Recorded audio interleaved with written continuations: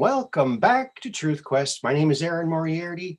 I will be your host, and we're going to go on a quest for truth together. Yes, we certainly are. Here we are back on a spaceship, zipping around the planet, looking for stories that might interest the truth questers. And I'm starting a little early here, so I'm going to share this on out to my Facebook friends, so that they know that we're on the air. How's that sound? I hope you're all having a wonderful Wednesday.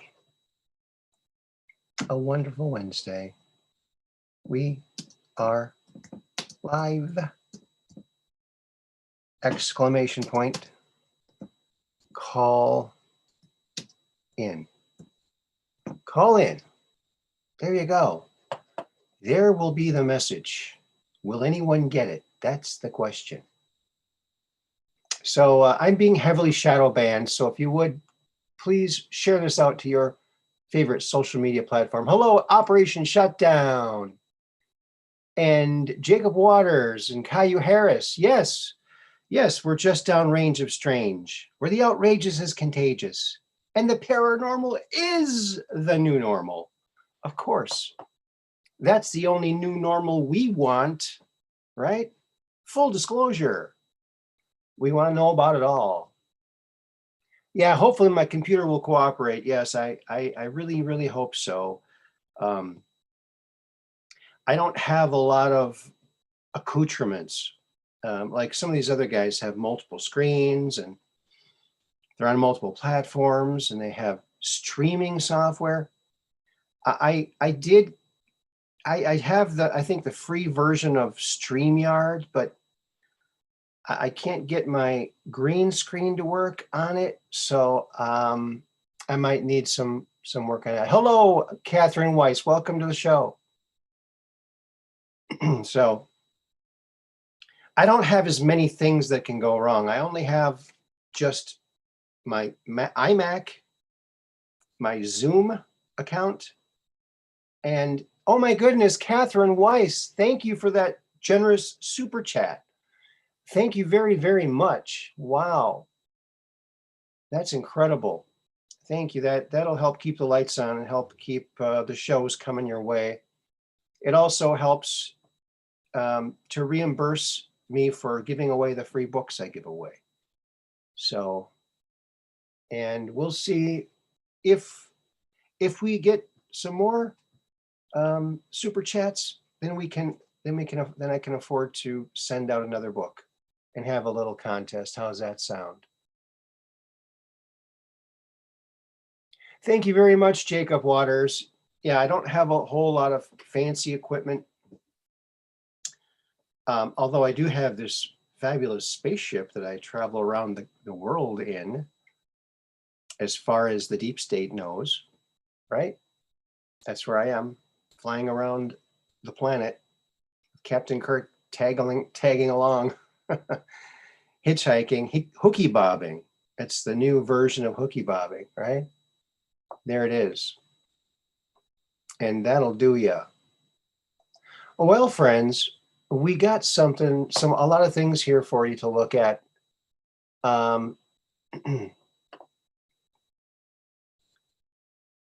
want to talk about this.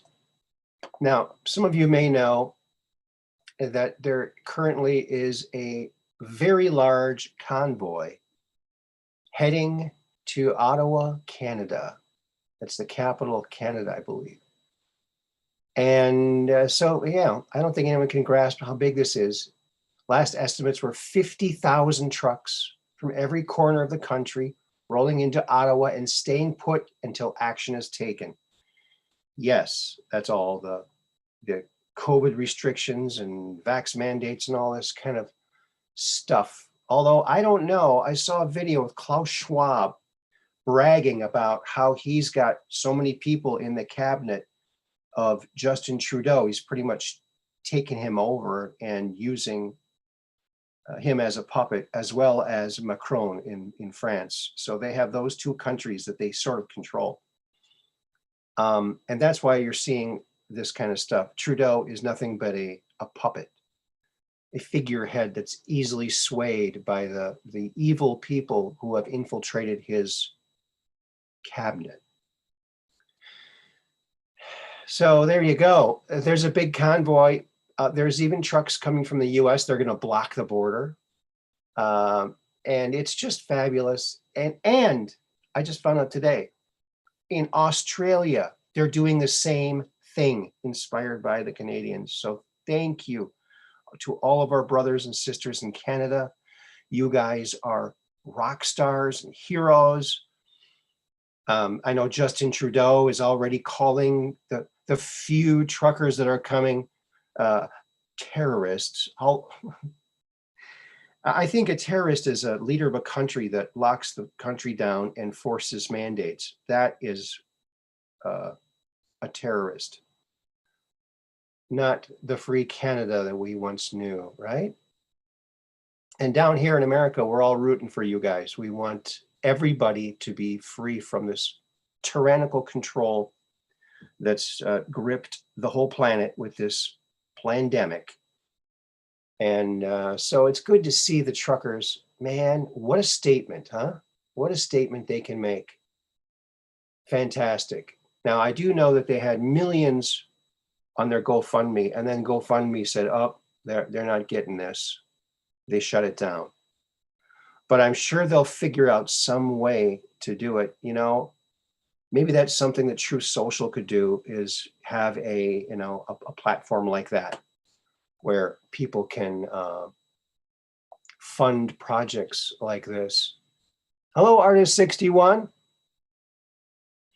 I did not make it to my P.O. box again today. It was sub-zero. Well, it was like 6 degrees, but it feels like minus 14. And I can't leave the dogs out while I go to the post office. I can't do that to them. It's too cold for them. So hopefully tomorrow, when I'm out and about, I'll be able to do that quickly. A couple things I need to do. Hello, Green Dragon 64. Oh yeah, that's right. Green Dragon 64. They did. They broke the world Guinness Book of World Records for the biggest convoy of trucks. That's right. Yes. You're welcome, Beatrice. Yes, woohoo, from Canada. Support from all around the world. Yes, yes, we do support all the freedom fighters in Canada. And we hope that every country can get rid of the leaders that have dragged us into this dark winter nightmare, and get back to living just a normal life without being coerced into doing something we don't want to do and that there's no reason to do. So there you go. The truckers in Canada showing us how it's done. And it's already spurred on another convoy down there in Australia. So let's see how far this goes. This is really the people standing up. Wow. Wouldn't it be cool if some of these trucks were transformers, and if they had to, they could defend themselves? Wouldn't that be cool? They could just change into the big Optimus Prime. Yeah. That would be cool, cool, cool. Hello, Mud Rabbit. I'm here a little early. Hello, Andrew. Where we go one, we go all. Yes. Yes. Yes, very, very much so. Yeah. Something interesting. You know, I looked up, speaking of where we go one, we go all, I looked up Castle Rock in Gematria. Okay? Castle Rock in Gematria. And where did it go?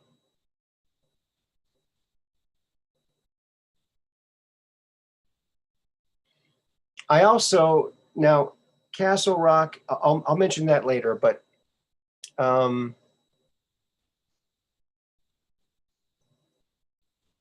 yeah, we'll touch on this a bit later. It's too early in the show to get into this deep stuff, but we'll get there. We're getting there. All right. Okay, we get back to the chat here. Hello, Dark Brain. Well, good to see you here. Awesome. Yes, we're so proud of our friends in Canada. Oh, I'm going to get the thumbs up. Number 8. I pressed the thumbs up. I got number 8 is my lucky number.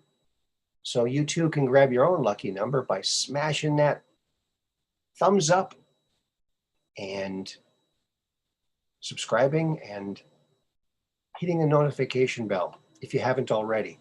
And tell all your friends. Not only your friends, but tell your enemies as well. Tell the normies. We need to wake some normies up. Maybe we can. We're not giving up on them. Okay? Because that's what we do. Because that's what heroes do. They wake up the normies. Right? That's right. Thank you again, Kathy, for that wonderful super chat. Awesome. Yes, so there's that. Now, where did it go? There it is. There. Got it. All right, let's see what else we have here for you, friends. Some interesting things. As you know, it's starting to heat up, supposedly, over there in Ukraine. I really don't think Russia's going to invade. If anything, it's going to be a false flag, and they're going to say they invaded, but they really didn't. That's what I think. But they are preparing, and just take a look at this, some indicators that something might be about to happen. Here's an interesting story I came across. Maybe you saw this. Artist 61, I probably did, but I did not get out to get to the post office today because it was just too darn cold to put the dogs out for that long. It's 6 degrees today, but it was minus 14 wind chill. So that would be too harsh to let them out there that long. But hopefully I'll get it tomorrow. I'm really hoping it's going to be in the teens and 20s tomorrow. I hope I can get out tomorrow. Yes, and I will definitely mention it on the air. So on Friday's show, I should be talking about it. But here is that story about, getting another thing that the administration's doing to prepare for something that might happen in Ukraine. Of course, they want something to happen there. That's their plan, right? Look at this. Biden administration mounts daring mission to evacuate hunters' remaining cache from Ukraine. Well, there's an indicator right there, isn't it? Look at that. The Babylon Bee. God, I love the Babylon Bee. So funny, but yet so true. Look at that. Looks like they're dropping a couple for the peasants to pick up on there. So there it is. That's what they're doing, folks. They're doing it. Yes, that is very cold. Too cold for the dogs to be out that long. They've been driving me nuts. Nuts.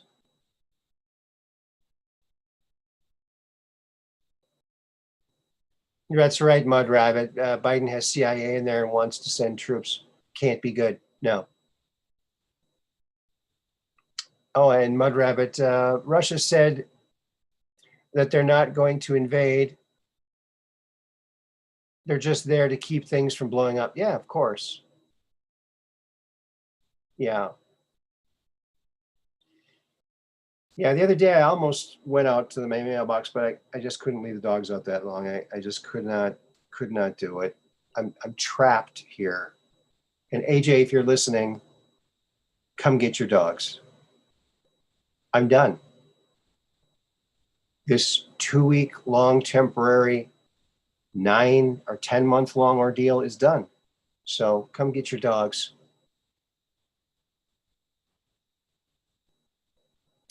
Like now, soon, very soon. Please, please, they miss you. They will be happier with you. Okay, so that's that story.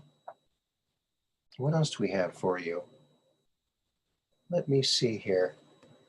Oh, more plans. You can tell things are heating up. All these plans are coming out.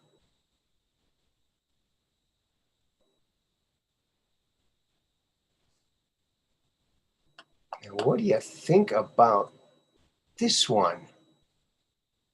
Breaking. Biden to send army of terrifying Rachel Levine clones to defend Ukraine. That, my friends, is terrifying. Wow. I guess they do have a plan. How do you like that?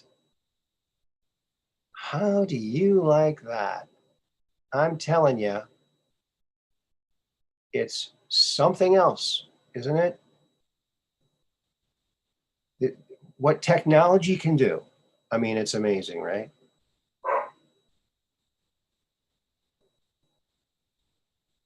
Yes, Babylon Bee does some fantastic work. This is geniustimes.com. I think they're connected to Babylon Bee, or very similar. Funny humor, because we need a little humor because what's happening is tragic and disgraceful and horrific. So we see, AJ, that your dogs are barking for you, and I can't take care of them right now. So yeah, it's been not good lately. I don't want to dwell on it, but it's been not very good here with the dogs.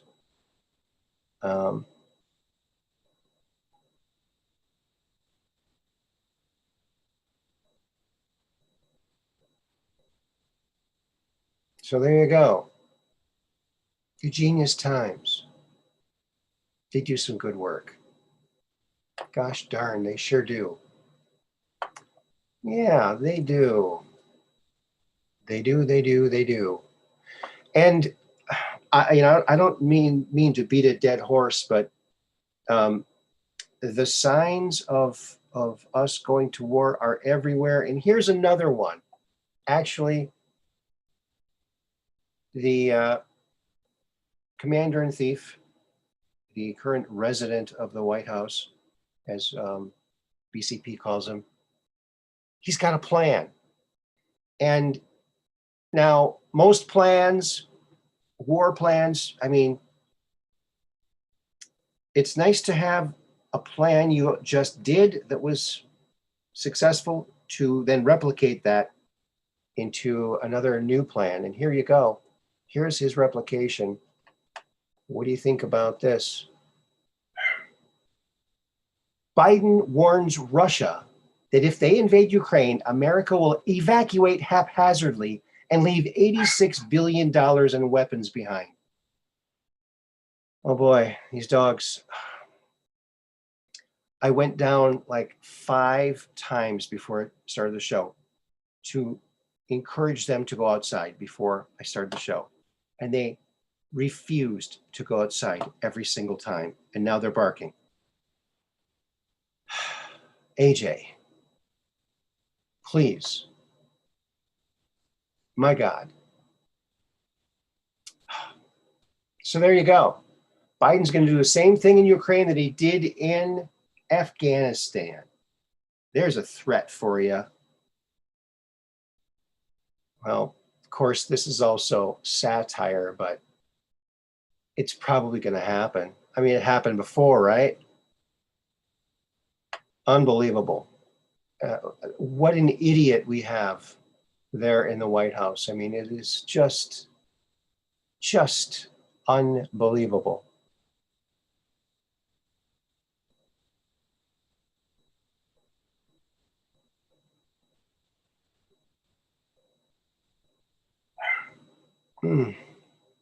Oh my God. You had your chance, dogs. Unbelievable. Oh, we can hold down the fort if you need to let them out. Oh, really? Yeah, well, why don't I put the call information up there and I'll go try that. Although I tried like 6 times right before the show and they didn't. And it's so frustrating. They bark, I go down there, they don't want to go out. I go upstairs, they bark, I go down there, they don't want to go out. Yeah, I'll get the call-in information. And if someone wants to call in and talk for a while I go and check on the dogs, that would be fantabulistic. Copying and pasting, just like in grade school. There you go.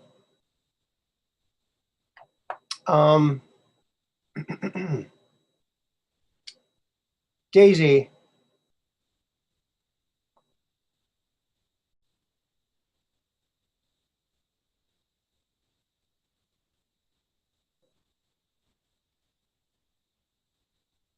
All right.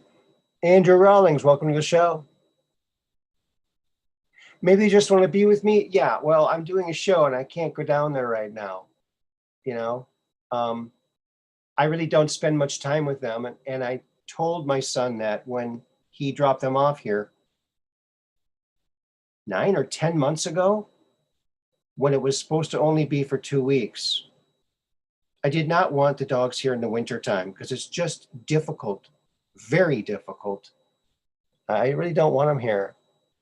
Peggy Dancer says hello, and she will be here later as well. Okay, thanks, Artist61. Hello, Peggy Dancer. We'll look forward to seeing you when you get here. All right. Yeah. Boy, he's threatening. He's going to leave $86 billion in weapons behind. Isn't that something? I tell you, that's something right else, isn't it? Boy. I'm going to get something else up on the screen here so that, oops, so that when someone calls in, I can just run downstairs and take care of the doggers. All right. Here's something I wasn't able to share last time that we were on the air on Monday night.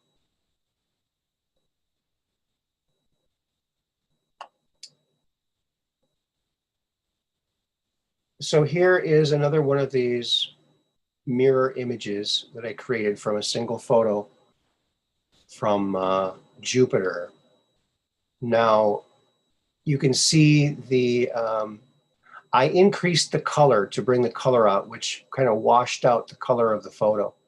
So what I usually do is I usually go in and I select the area that's the mirror image, like this.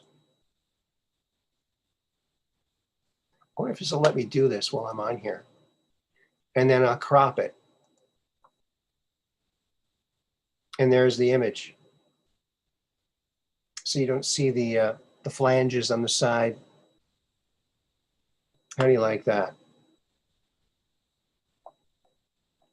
Isn't that wild? Now let's see if we can zoom in on that thing and see what we can find. You know, widen this a little bit. All right. Look at this thing. It's pretty darn cool. It almost looks like a Geiger painting The guy that did those alien paintings. Very organic, very cartoony looking. Looks like this right here looks like some kind of mean clown, doesn't it? This looks like a an army dude with sunglasses on. Army helmet. Very cool.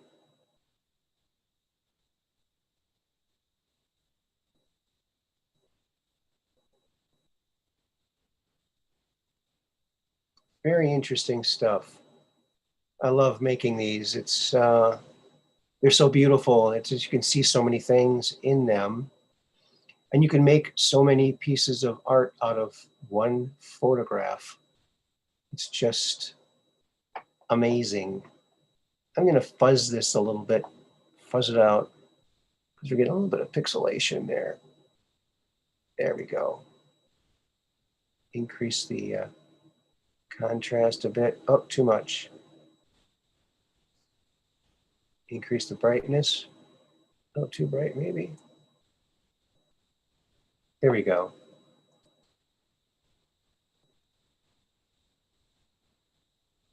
Yeah, you love Geiger too. Yeah, he did a lot of work for Heavy Metal magazine back in the day. Yeah, Heavy Metal magazine rocked. Yes, I love that magazine. Awesome art in there. Okay. All right. Let's see. I wonder if I could put some music up or something. Hmm.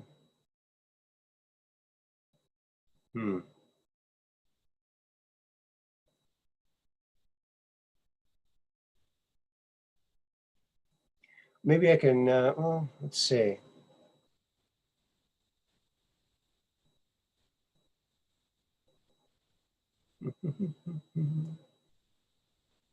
There's a song called Honor the Stars and Stripes done by my friend who passed away 2 years ago. It's called Honor the Stars and Stripes, and I'll be right back. Okay?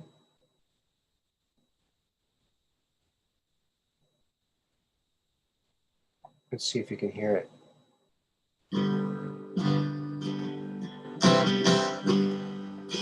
That sound okay? Honor the stars and stripes. So many people died to keep the world free. They died for you and me. We live in the best country. It keeps us living in peace. We are a sign of hope to everyone who knows will come and save your ass. If evil gets too bad, honor the stars and stripes. So many people died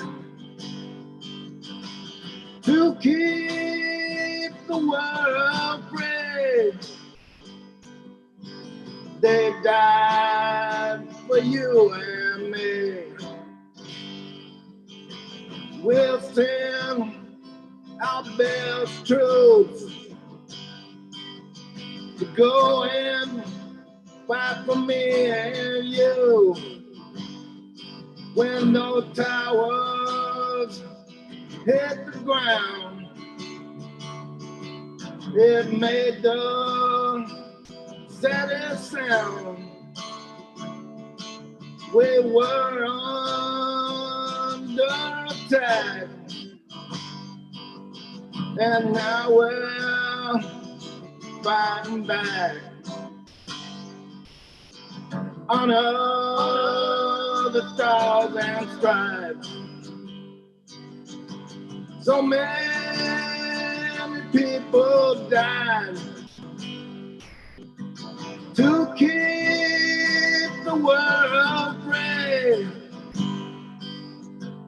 They died for you and me.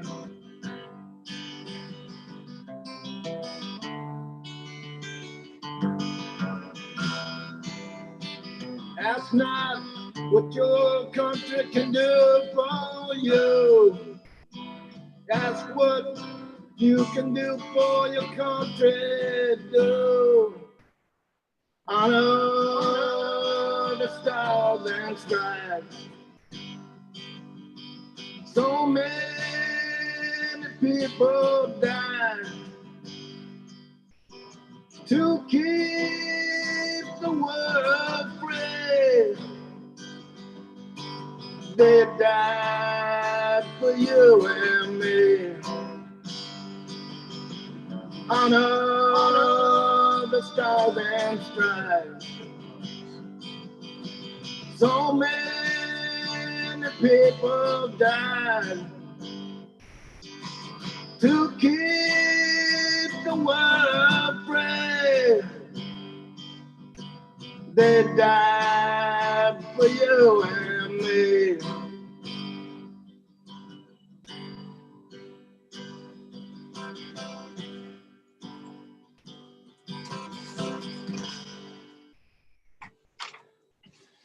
Okay. Put my jacket on here.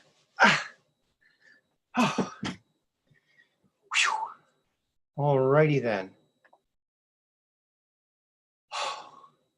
We're back. We are back.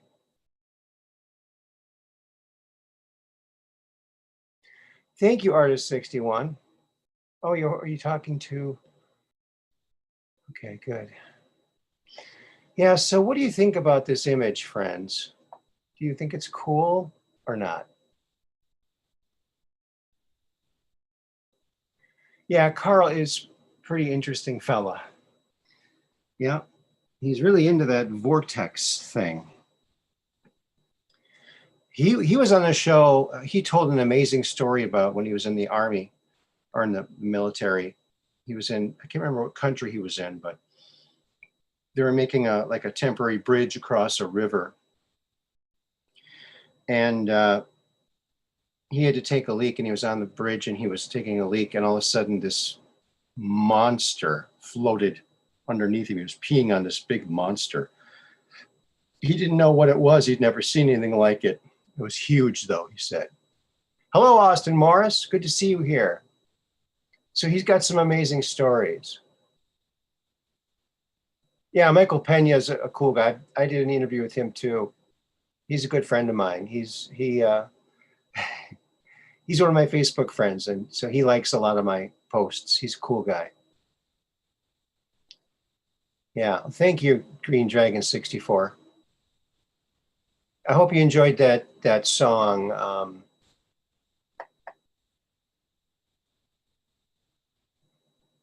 Honor the Stars and Stripes. Let's get back to this picture. Where is it? There it is. And I just want to move it up here because it's been sitting in one spot for so long. Look at those nice purples and blues. And I mean, the colors are just incredible, I think. I love these things.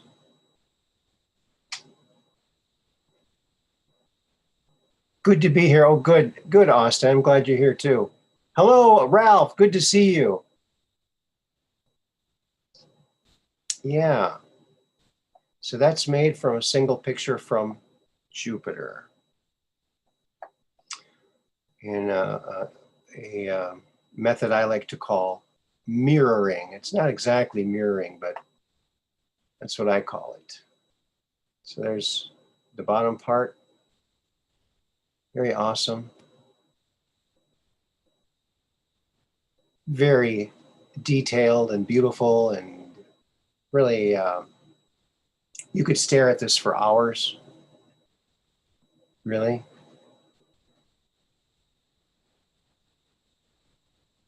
Do I have a mirror picture of the Earth, Aaron? I think I do. I think I do somewhere. I've got mirror images of nebulas, of lots of clouds, of lots of things. And yeah, Pena Perspective. That's his name of his.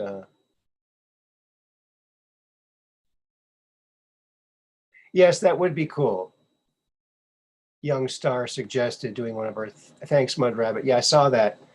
Yeah, I should do one of Earth as well. Yeah. Gee, maybe I could do, well, I can't do one right now because I would have to open up my Inkscape. That would take up too much memory and I might crash the system again. So I got to hold back a little bit here. Yeah, something to do with the chemistry. Yes, Austin Morris. The different clouds, they're different chemicals. And different, just like water and oil don't mix. These are different, I guess, different clouds of different types of things. And a lot of scientists look at Jupiter as an unlit star. So there's some thought that at one point it might actually flare up. And I also read that although areas of white that you see are actually water vapor. That's the white in the clouds.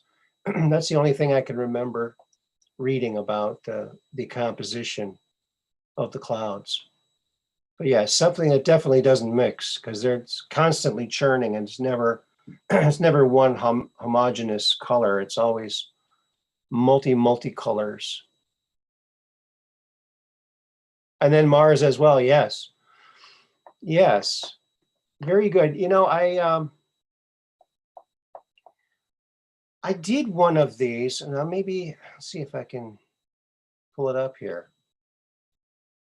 on something different. And again, something I wanted to show you last week, but was unable to. And is that the only one I got up here? Yeah, here is a mirror image of Devil's Tower, Devil's Mountain, whatever they call it. So I still have to crop this one. So I'll crop it right here. Actually, I should crop it well, let's just do it here. So we'll crop it.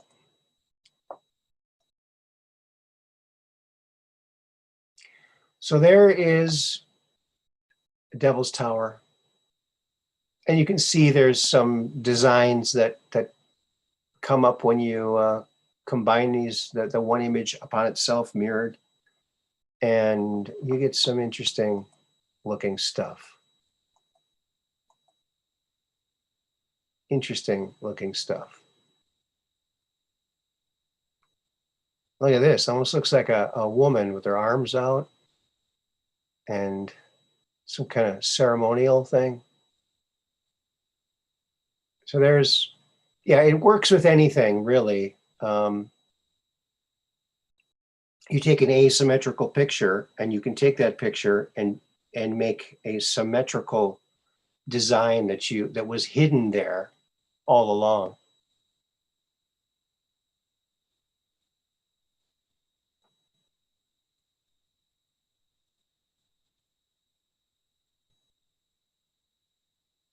Yes, young star. I've seen that. Yes, actually, he says. Actually, I watched a YouTube video of this guy on Google Mars or whatever the program was. There was actually faces and things all over Mars, not mirroring, but actual unknowingly made. Yes, or knowingly made. Yeah. Yes, very, very interesting. Sometimes when I look at these images, we always try to imagine what other dimensions would be like what does the fourth dimension look like, the fifth dimension. We can experience the first, second, and third dimension, we're living in the third dimension. We can observe the second and the first dimension, but we can't really comprehend the fourth and fifth dimension. When I look at images like this, somehow it seems like it might be something like this, like maybe everything is, I don't know. Very bizarre.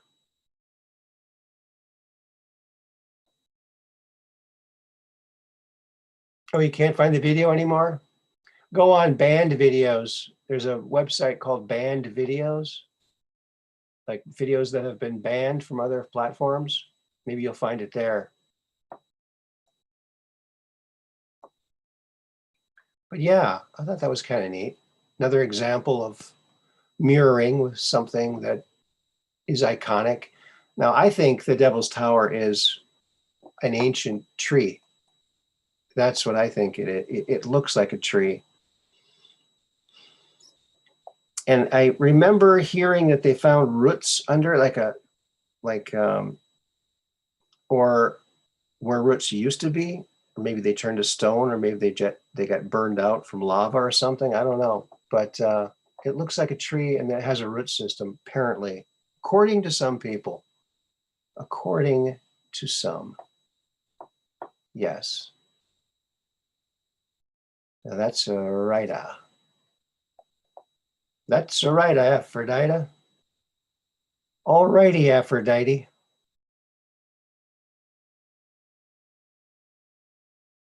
So was it Secure Team?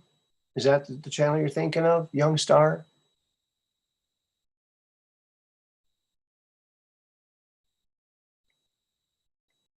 Young Star. Good name, Young Star. Yeah. And we have more. Of course, there's always more, isn't there? Here is another one, friends. You might like this.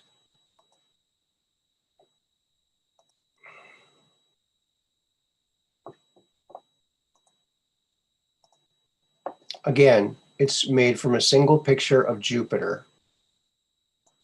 I am going to, you can see Jupiter over here. You see how colorful it is? It gets kind of muted. The color gets muted when I combine it with this image, halftone of it reversed. So what I'll do here is crop this.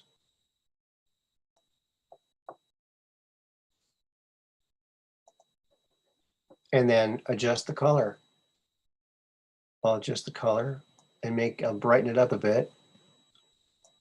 We'll pump the colors up so we get those colors back in there.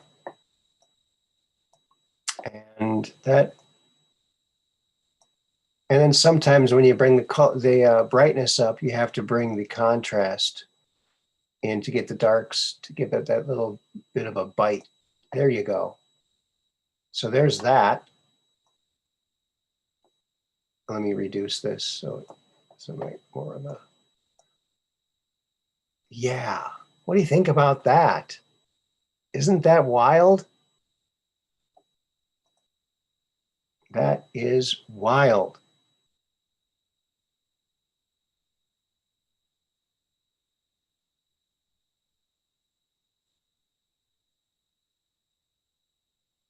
Yeah, pretty wild, huh?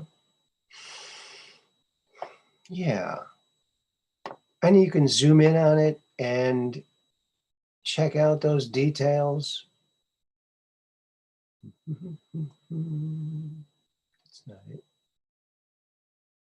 That ain't it. Here it is. Let's zoom in, shall we? Look at this. This is incredible. It's cool stuff. Very cool stuff. Cool stuff indeed. Yes. You can almost see like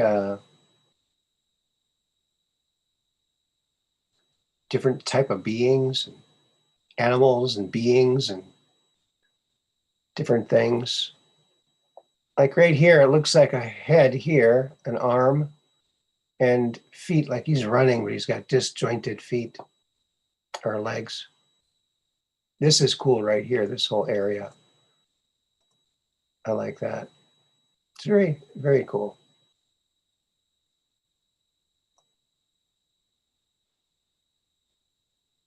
There, now it's filling up the screen, huh? How do you like that?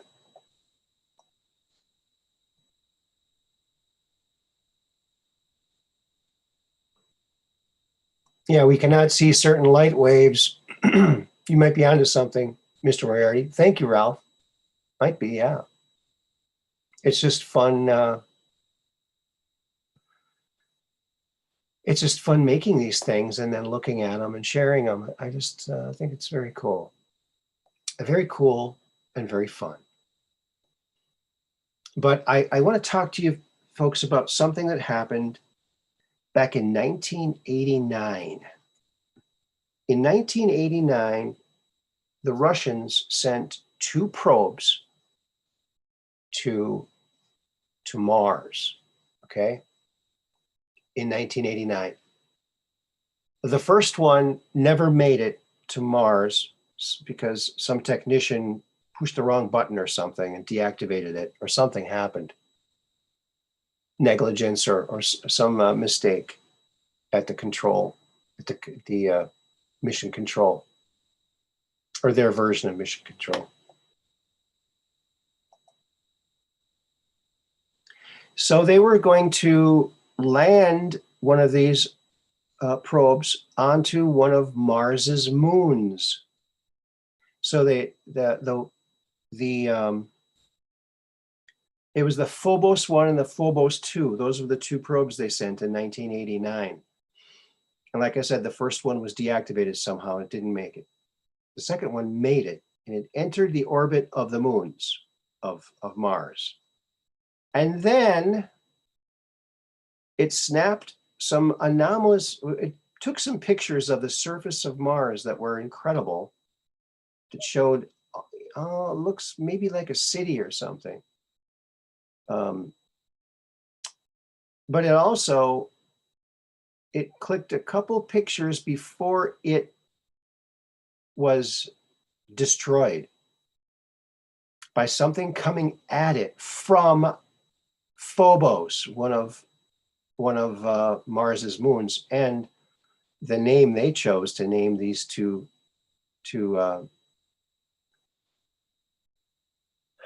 what do you call them? Satellites that they sent out there, exploring satellites. So the thing took a couple pictures before its demise, and here is one of the Russian scientists holding up that picture at a press conference a week after they announced that the craft was lost. So here is, and it looks like a newspaper clipping.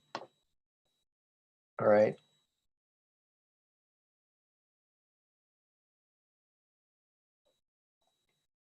And so there she is, and she's holding this up. And here's Phobos, and here's, what's this? It's this rod, or maybe a giant spaceship coming towards the probe, the Phobos 2. And then moments later, it was deactivated, and they never regained contact with it, and it was gone. So very interesting, very, very interesting. So I have a better picture of that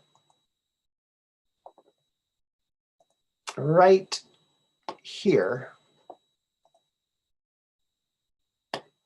Here is that picture of Phobos right here, and this object. What the heck, right? Now, this was back in 1989. 1989. So cameras weren't as sophisticated as they are now, or something.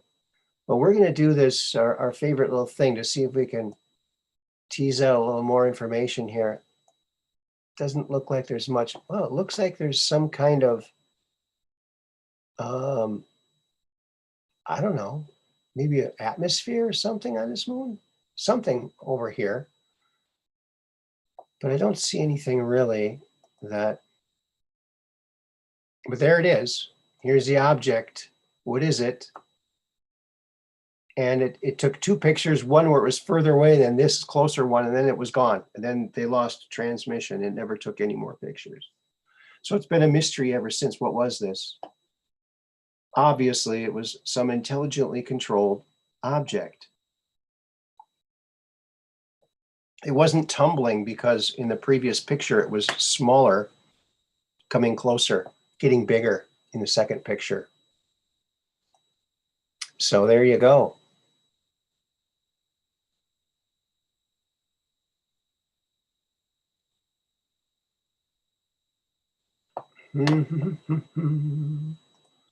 Yeah.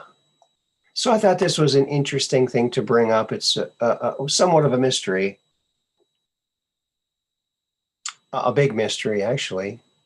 Yes, I think there is a monolith on, is it on Phobos or on the other, I can't remember the name of the other moon. But it was on Phobos. The Battle of Phobos was where Eric Thorne, we thought, met his demise. But, and this was a sci-fi show that a friend of mine and I did back in the early 90s called Space Cadets. And you can find the 2 episodes of Space Cadets on my channel if you scroll back far enough. So you see from the 90s, our little space adventure. But he was left to die on Phobos because there was these race of robots that were attacking, and we thought he was dead, but he apparently wasn't, and he was brought back to life and given some spare mechanical parts by these robot beings. Then he was out for revenge to come and get me. So that was the whole premise of Space Cadets. We were cadets together in the like Space Force or whatever it was, but yeah. Diamos, that's it. Yes, Diamos. Phobos equals fear. I forget what Diamos means. Okay, yeah, Diamos. Thank you, Mad Podge. Oh, there's the monolith. Oh, wow.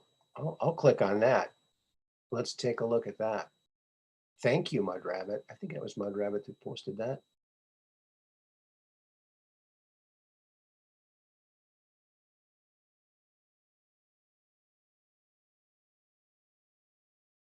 Yeah, let's pump this down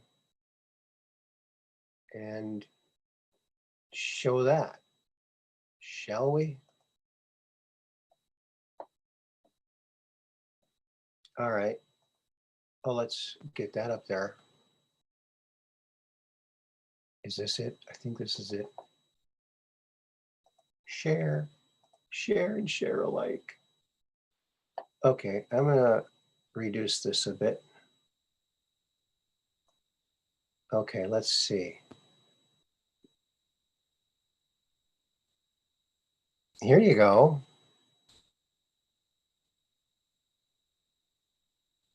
NASA photos show that the monolith in Utah's Red Rock Desert may have visited the red planet just 4 years ago. Oh, okay. I'm not sure if this is a real story or not. But look, it looks like there's something here, here, here, and here, right? Making a triangle. Doesn't that look like it?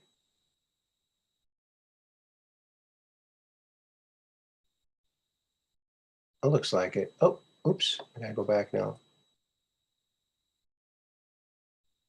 4 years ago. So yeah. Apparently the silver monolith discovered in Utah's Red Rock Desert is part of a family of monoliths distributed throughout our solar system by another civilization for some unknown purpose. Yeah, to wake up the monkeys, right? Just like on 2001, right?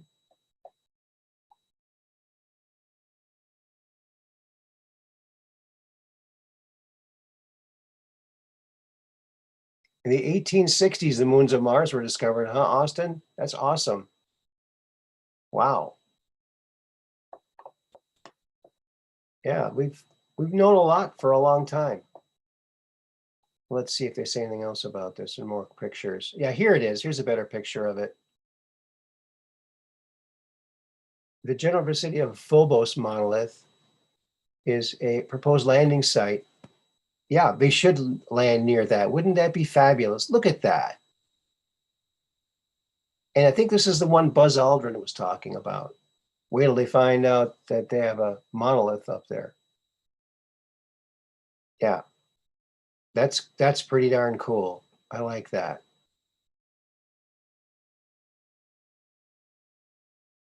Okay, the Mars monolith is a rectangular object discovered on the surface of Mars.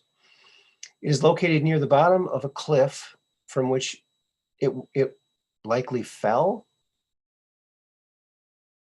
and then just landed like that. I suppose it would be possible. Stranger things have happened. Yeah, interesting. Interdasting, I would say. Yeah, let's focus on this little picture here. Well, thank you very much, Mud Rabbit. That's interesting.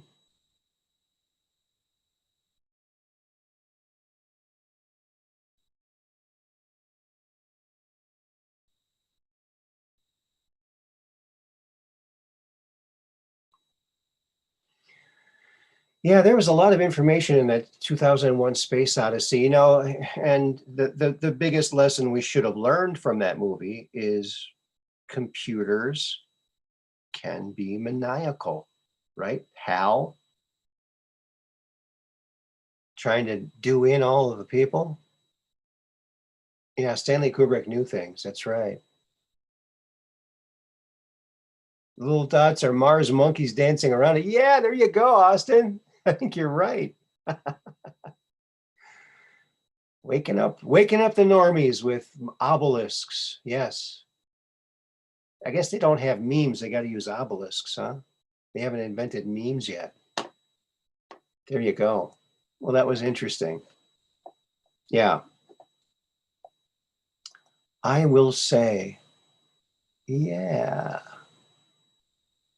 We got the best chat in the business, folks. We certainly do. Oh, and also on that fateful trip of Phobos 2, check out this shadow that was cast on the surface of Mars. That's a shadow. It took a couple pictures and it was moving. Okay, so it was something very large above the surface of Mars, making that gigantic shadow. Probably that long thing that we saw that was captured probably by another camera on the probe. So there you go. Interesting, huh?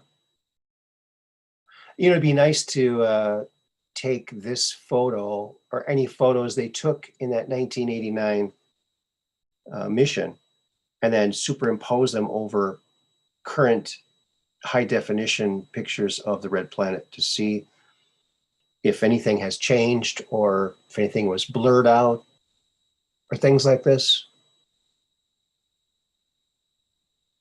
This looks pretty interesting up here. You know, let's see something here.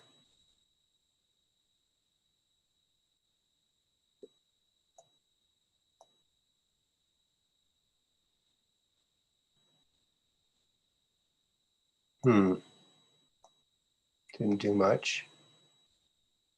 So they determined that definitely was a shadow and it was moving across the surface of the planet.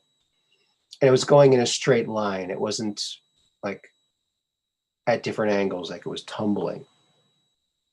So if it's long like that, big, and going in a linear direction, it's probably intelligently operated either by beings or some sort of confuser,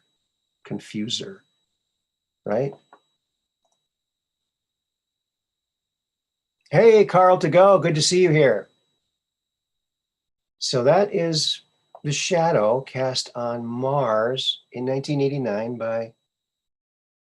by something, and probably that thing that was photographed by Phobos 2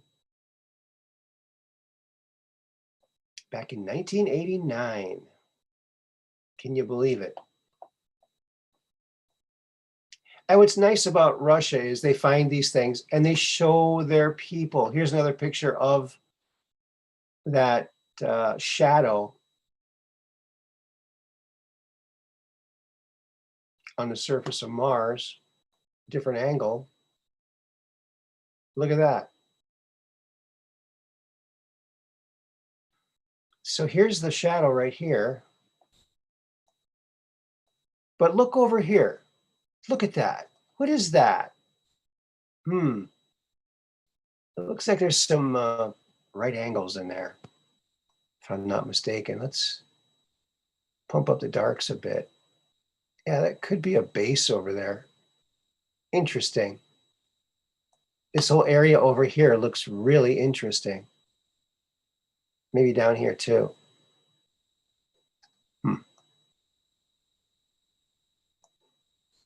Yeah, something else. I'm telling you. Maybe if we zoom in on this. These are very fuzzy photographs. But look, you can start to see something there. I guess it probably could be just rocks, but it looks sort of intelligently laid out, doesn't it? You got this thing here and it's casting a shadow. Something sticking out here. I don't know. It looks interesting. Maybe it's the Millennium Falcon parked there in the crater, gassing up. Who knows? Getting their warp drive worked on. Yes, it would have to be a massive ship, dark brain, to leave a shadow that large. Yeah, and it's obviously not between the probe and the planet, so it's behind the probe. And the probe's not leaving any shadow because it's so darn small, you know? Yes, Mud Rabbit. Corey Good did say that they boarded the Oumuamua.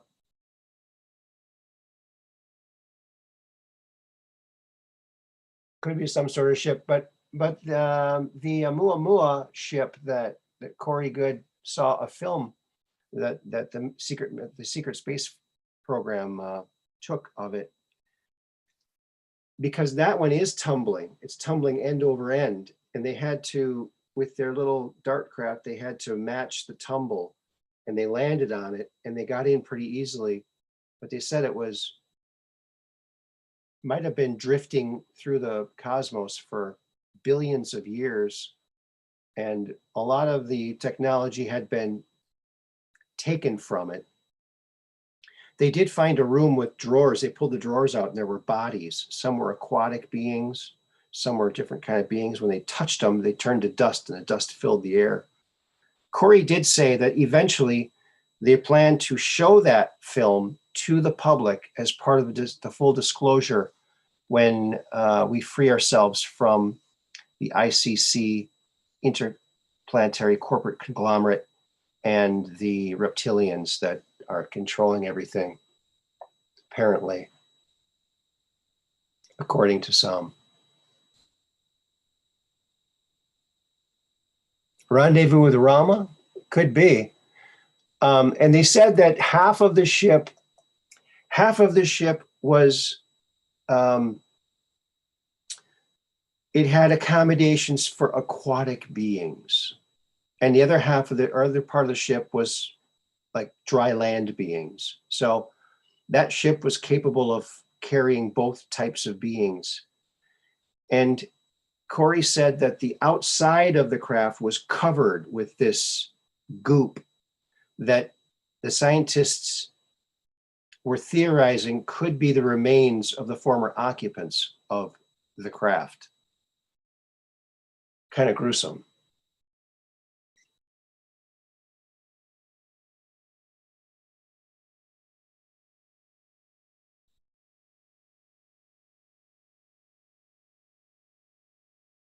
Yes, Austin. Yes, that's the video I was talking about. Yeah, they did a nice computer rendering of that, but they didn't have the actual footage from the movie that they took. Apparently, they plan to release that to the public. That's why they were filming it. At some point, they're going to release that to the public. Wouldn't that be something? Maybe they'll do that to take the eyes off the big convoy up there in Canada. You think?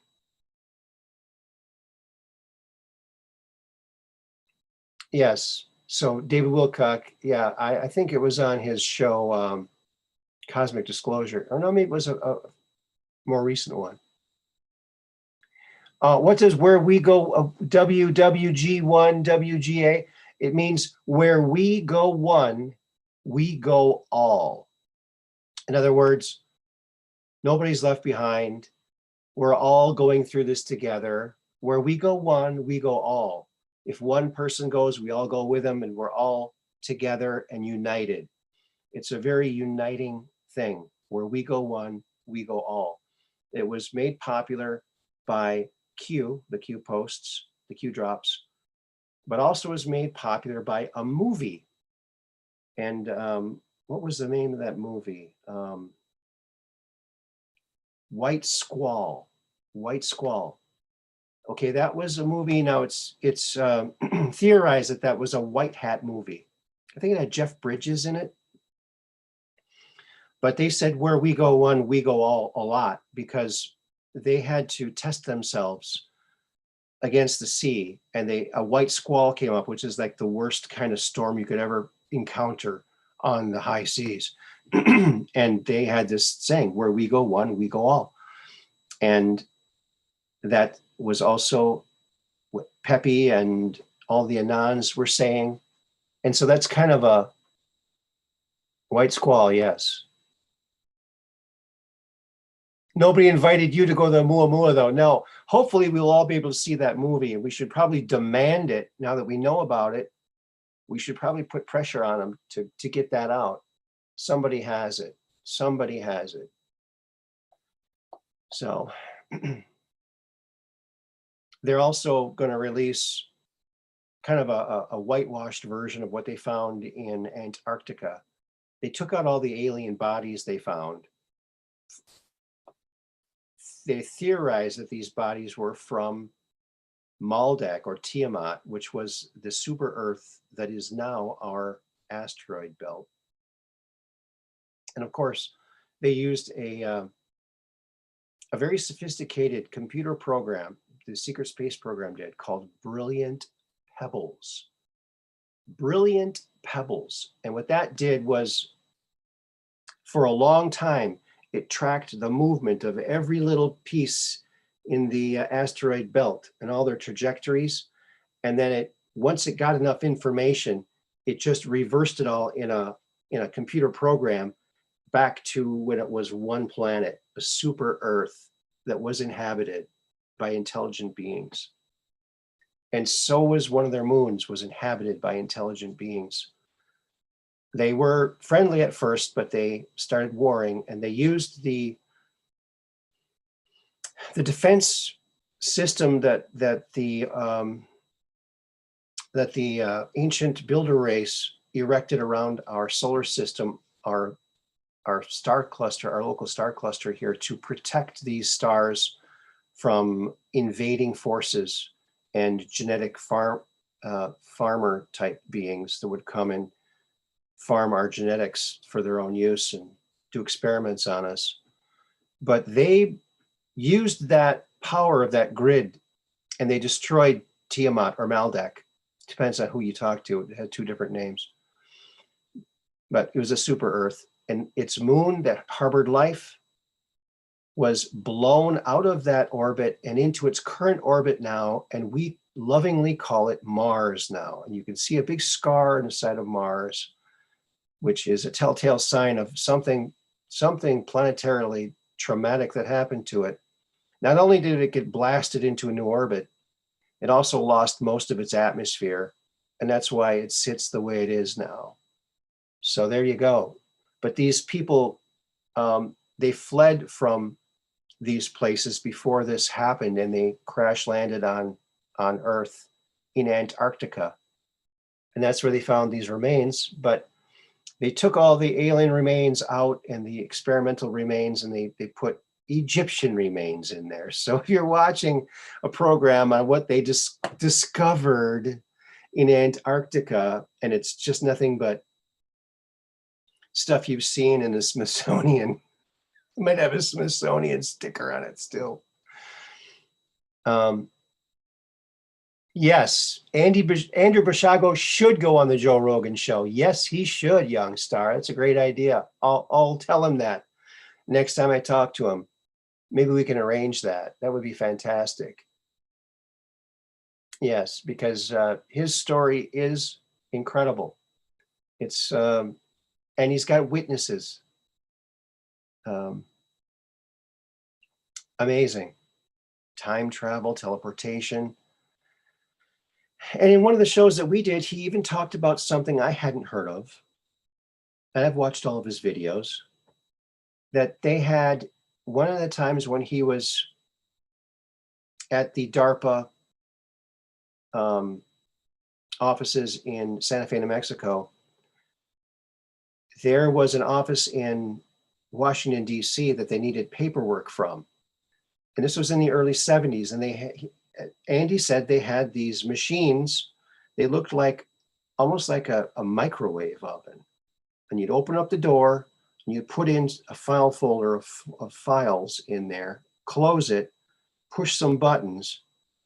And then when you opened it, the papers were gone, but they're not in the one in Washington, D.C. They're in the box in Santa Fe, New Mexico. So they had a teleporter specifically for paperwork or anything you could put in this box. So not only could you travel people through the Vortal Tunnel, you could also send things back and forth. This was in the early 70s, before faxing. They had this, where you could actually send the actual documents. Isn't that interesting?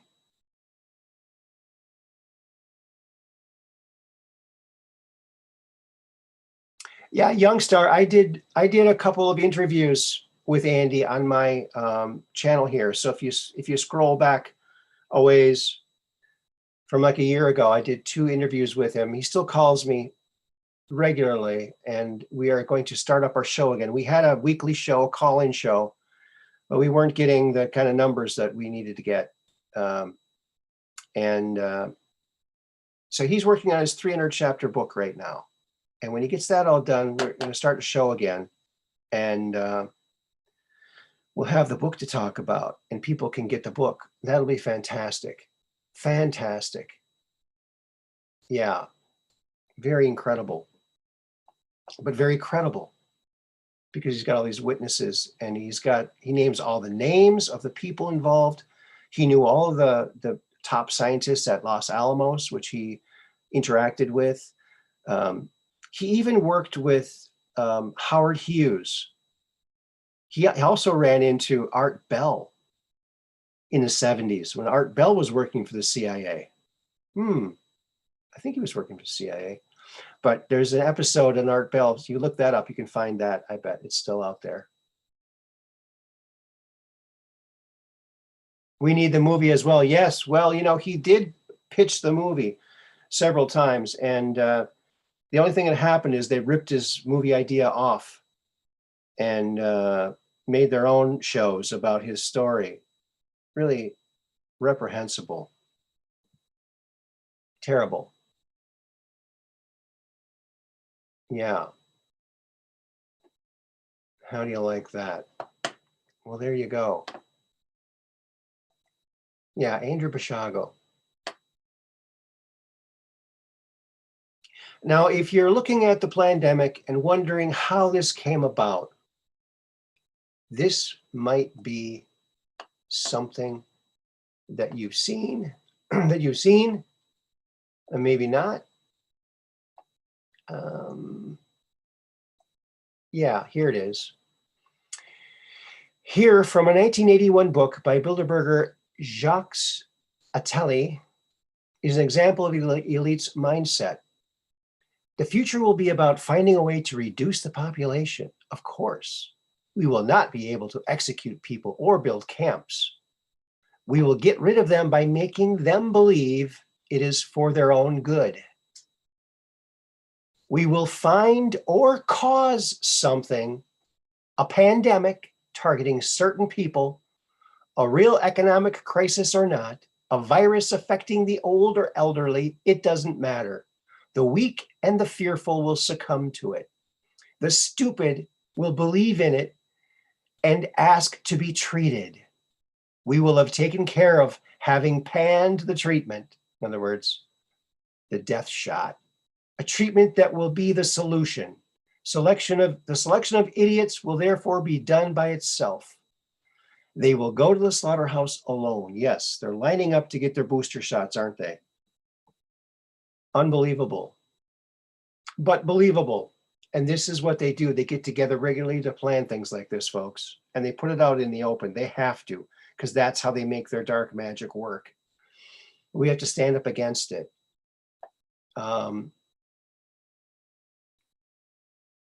Keep your DNA intact and be a pureblood.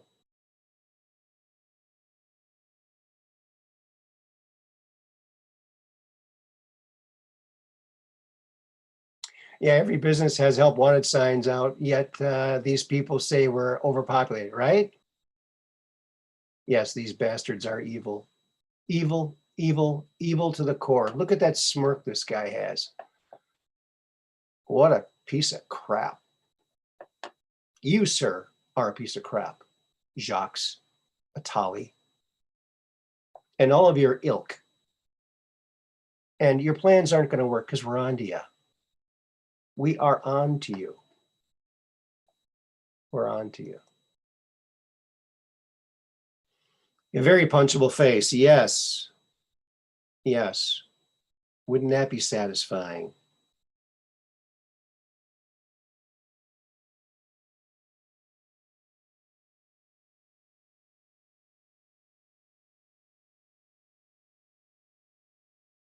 All right. Yeah.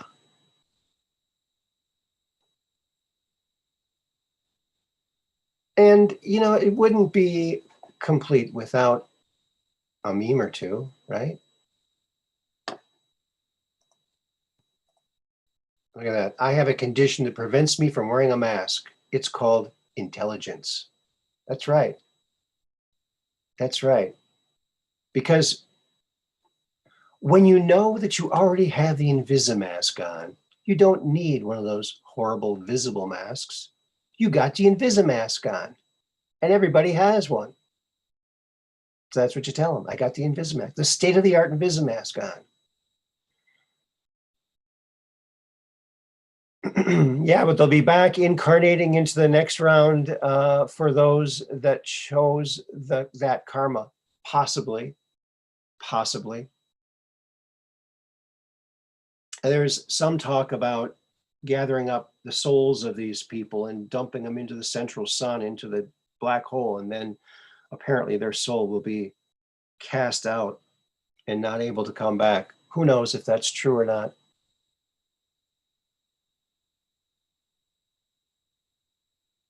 Yeah.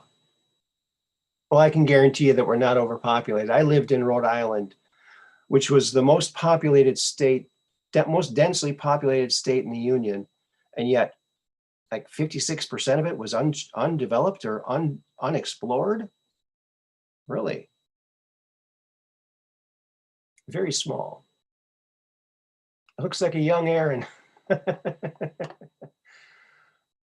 He's got glasses. Yep. There you go. Yeah, here I am without my glasses.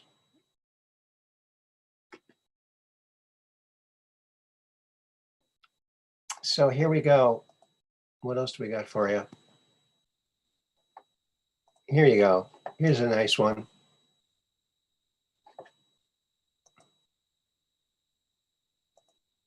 Psychologist. So, if I understand you correctly, you believe that even though you're not sick and have no symptoms, you're carrying a deadly virus that they can't prove even exists?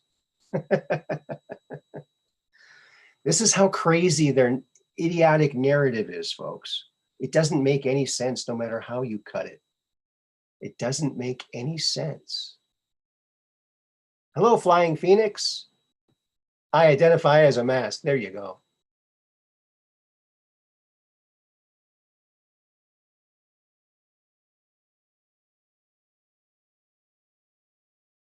Thank you, Ralph, for your comment on the Andrew Bashago videos. Thank you. Yeah, it was fun to have him on. He'll be on again. Hello, Becky. Good to see you here.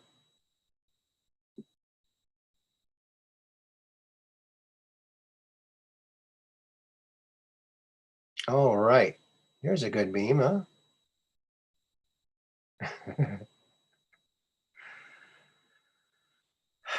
Yeah. I dated a psychologist for 3 years. We spent a lot of time on the couch. Ba-doom-ba. Yeah, she was very nice. There you go. She was always trying to analyze me, though, you know? So there you go. Always analyzing.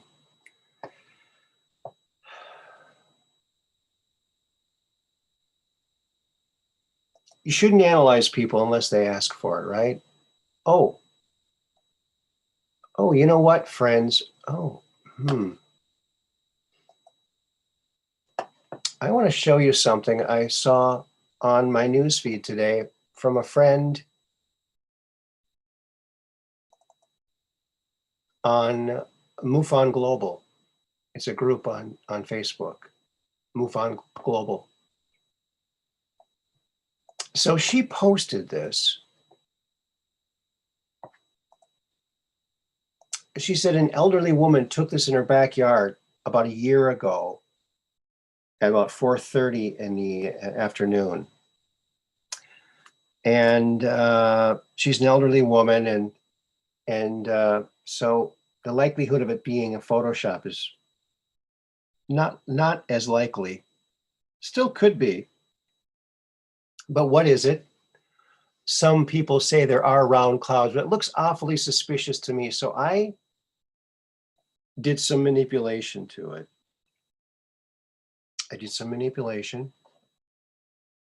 And I'll show you what I came up with. All right, let me just zoom in on this so you can get a better look at this cloud, this anomalous cloud. It looks like we have to just fuzz it out a bit because it's a little bit pixelated. There. That's about as crisp as we can get it. Okay. Now I'll show you what I did. I went down on the exposure and up on the contrast. And I came up with this. And the friend on Facebook, her name is Stephanie Rivera Doyle. So she posts some stuff on there, very interesting. And this is what I got when I did that to that picture. This is what I got.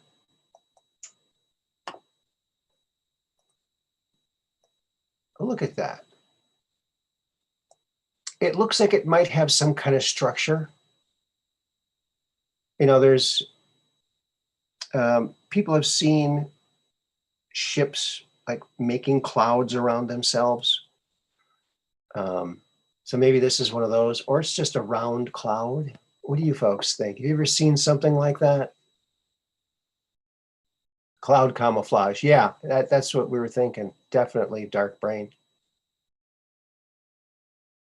Apparently it wasn't moving like an orb. It was like a cloud up in the sky.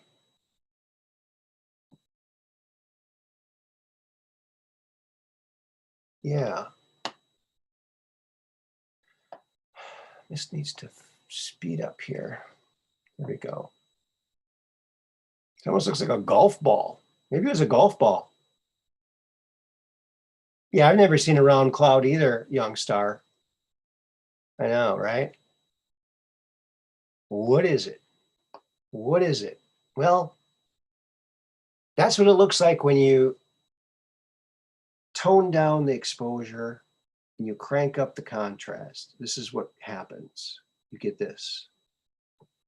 It almost looks like a golf ball, like it has some kind of surface depressions on it, like a golf ball.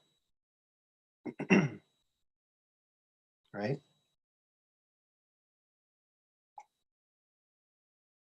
So I thought that was an interesting thing to bring up, since I just saw it today.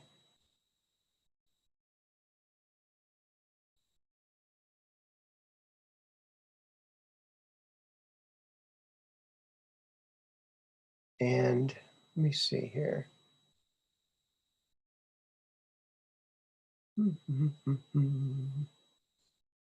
Yeah.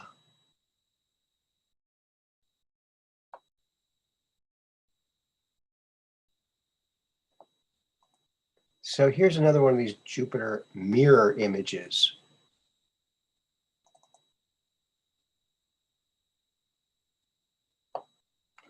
That I'll get up on screen here for you. Oh wait, I think we already did that one.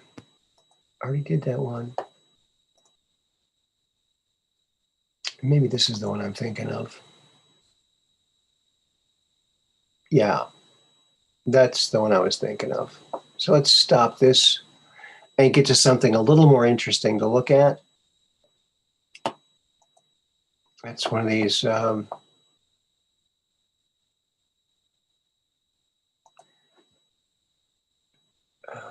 is that it? I think that's it. Is that it? We'll find out, I guess. There it is, yeah. Look at this. I thought this one was really cool.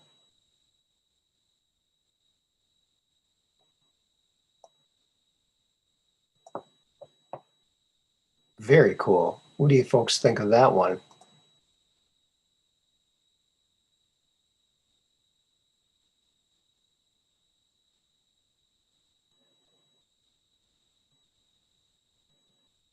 Laser surgery.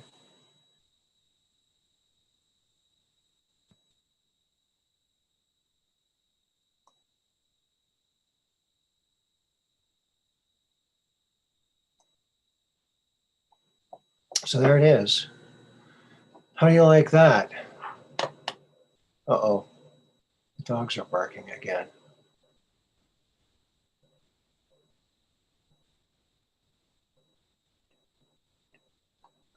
Let me see here. So we can zoom in on that, huh? Zoom in. Let's go zooming. This almost looks like a person, like a blue-skinned woman or something. Very strange head. But look at that. All kinds of interesting things in there.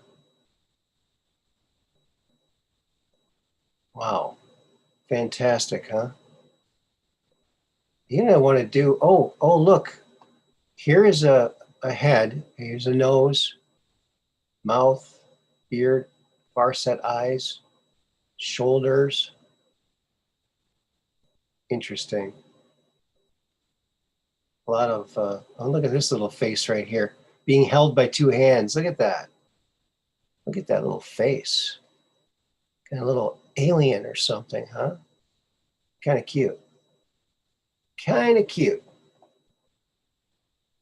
Cute little alien.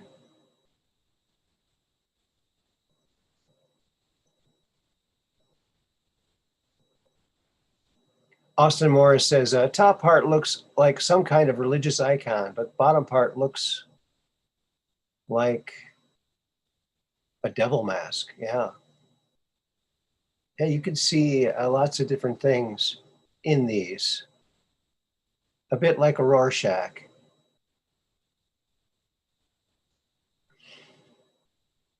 So these are made from a single picture from Jupiter in a process I like to call mirroring. So something I stumbled upon years ago, and I've had a lot of fun making a lot of beautiful images out of single photographs and opening up another dimension, possibly, maybe another way of looking at the dimension we live in. I don't know. But it's beautiful, whatever it is. Wow, look right here. This looks like kind of like a cartoon version or a comic version of Spock. Here's his ear. Here's his nose, like a profile. Here's his eye, mouth. He's wearing some kind of pointy helmet. Spock. And there's one over here too. Like two Spocks. Looks kind of like that. Looks kind of like that. Oh, if you turn it upside down, it looks like a dog. Well, let's turn it upside down and see, shall we? Operation shutdown. There we go. Oh, yeah. Look at that.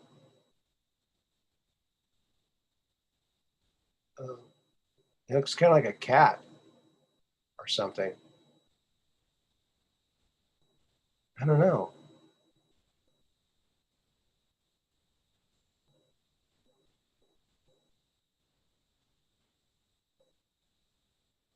It's very beautiful, whatever it is. It's made from a beautiful planet, Jupiter. So Jupiter has some awesome colors in it, some great features in the clouds. Gorgeous, gorgeous planet. I think it's one of the prettiest planets in our solar system by far. They're all beautiful, but this one's like mega cool. So there you go. There that is.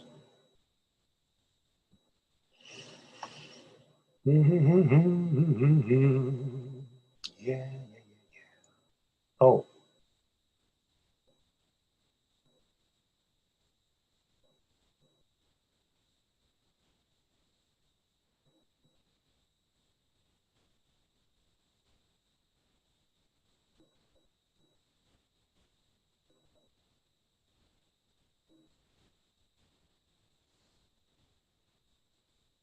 Yeah.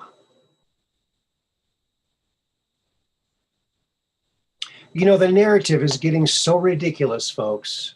It's getting so ridiculous that, you know, the memes have to point it out, don't they?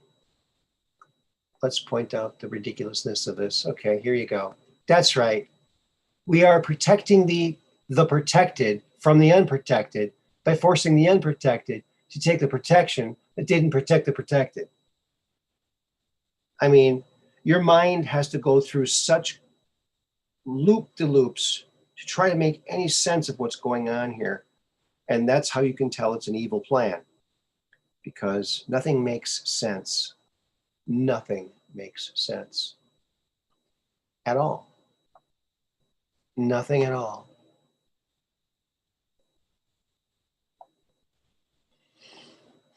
So there you go.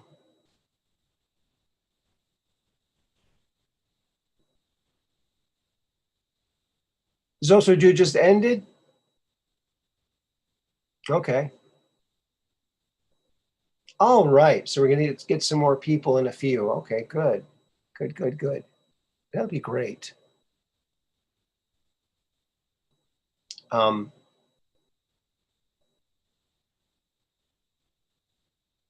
Yeah. That's a good meme. Very good meme. Monkeys make great memes. Chimpanzees for sure. Remember that old show, Lancelot, Link, Secret Chimp? Oh man, was that funny. They dressed chimpanzees up like people and they'd make them move their mouth and they just lip sync in. It's so funny. They're driving cars, you know, it's really hilarious. Lancelot, Link, Secret Chimp. It's like a spy chimp story from the 60s. Or was it the early 70s, maybe? Look up Lancelot Link Secret Chimp. It's great. Mental gymnastics. Yes, that's what I was trying to think of. Mental gymnastics. Thank you, Green Dragon 64. That is what it is. And you might be looking at what's happening and think, you know, this all looks a little bit familiar. Seems sort of familiar. Well, we got to go back to this post, this drop, whatever you want to call it. Why was POTUS framed? Reason, Russia collusion. Protect truth. Reason, Hillary, DNC, Russia collusion. Why was POTUS impeached? Reason, Ukraine. Protect the truth. Reason, Biden, class 1 through 99. Ukraine collusion, of course. Blame opponent for what they themselves are guilty of. DNC push, echo, submitted talking points. Generate false narrative, Q. Yes. I would say right on the money there. Right on the money. Yeah, this is what these evil people do. They use what they call projection. They project everything they're doing onto their enemies, the good people. And they accuse them vehemently and constantly, repeatedly, attack, and just frame it like they're the ones doing this when the people making the accusations are actually the ones doing it. And, you know, I guess it works for normies. If they can control the news, they can control the normies. But that number of normies is reducing daily. And it looks like here in Wisconsin, folks, they have voted to vote on recalling the electors, the 10 electors for the presidency. And there's a couple more steps they have to go through. So we'll see. This is a great first step, though. Welcome, Peggy Dancer. I hope everybody had fun on the mystery ship. Yeah. So there it is. Q telling us all the truth for years. Over 4,000 drops. So many truth bombs. And what did Q say a lot? You have more than you know. We do. Because now we're coming up on 3-4 year deltas on some of this stuff. Very, very interesting. Or interdasting, like they say. Interdasting. Yeah. Zoso's Salty Sailors. Yeah, Mud Rabbit. Welcome, Salty Sailors. We're glad to have you. Once you get off board the mystery ship, climb aboard the spaceship, and we'll take you for a little ride. How does that sound? We'll cruise the galaxy and see what we can find. Maybe we'll find a monolith or some hidden images in the clouds of Jupiter. You never know what we're going to find at the Truth Quest, because we're just downrange of strange, where the outrageous is contagious and the paranormal is the new normal. Yeah. They're not going to tell us what the new normal is. We're going to tell them what it is, okay? It's up to us. It always has been up to us. We've cut the strings and we're no longer puppets, and we can see what's happening very clearly, and we don't like it. But we don't like it. Not one single bit. Here's another one.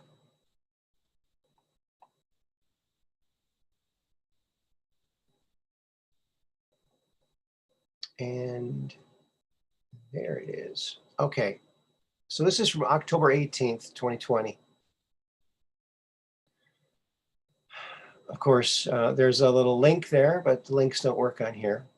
But Kazakhstan, think about that. Subpoena all of Hunter Biden's financial records, death blow, Pandora's political elite box. Yes, cute. Yeah. Interesting. Interdasting. Yes, he also had business ties in Kazakhstan. Actually, he was in many, many different countries, like over 20, I think maybe 50 different countries, selling influence all over the world on Air Force Two with his father when he was vice president. Of course, now he's the commander in thief. I borrow that lovingly from my brother, BCP, right? Yeah. He does a great news show, folks. Check him out. BCP, BCP Extras, BCP. Yeah, check him out on YouTube, all over the place. His kids are getting in the mix too. Very cool.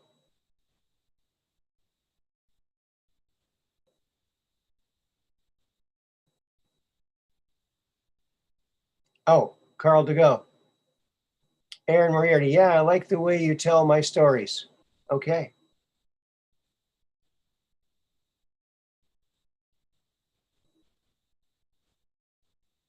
What does the wait and see mean to you all? Yeah, wait. Yeah, we'll have to see. We caught them all. Let's see what happens.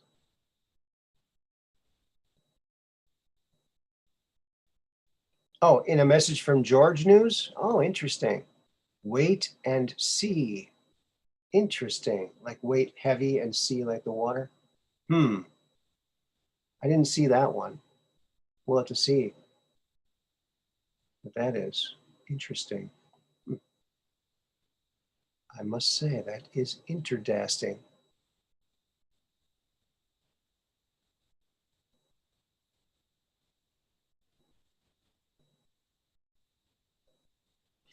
Oh, I know what I can find for you, friends. Mirror.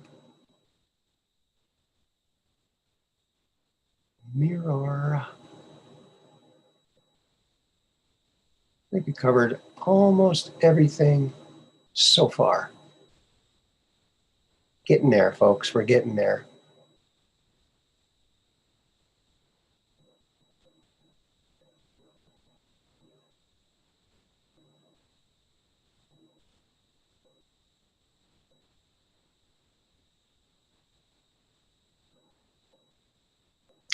Yeah, I'm trying to find, I thought I had a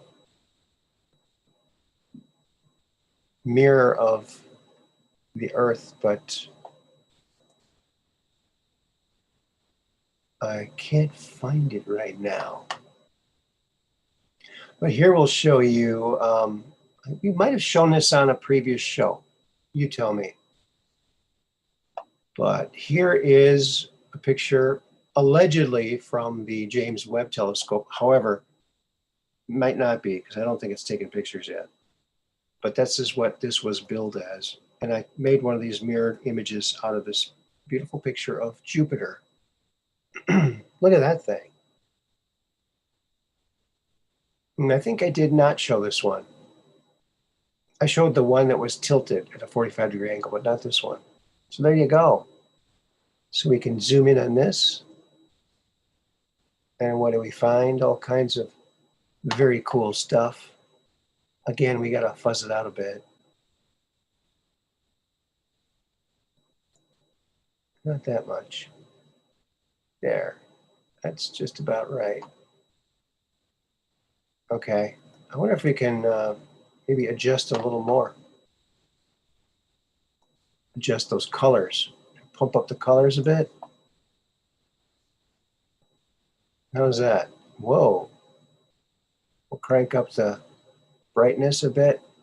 Look at that. And a little bit touch of contrast.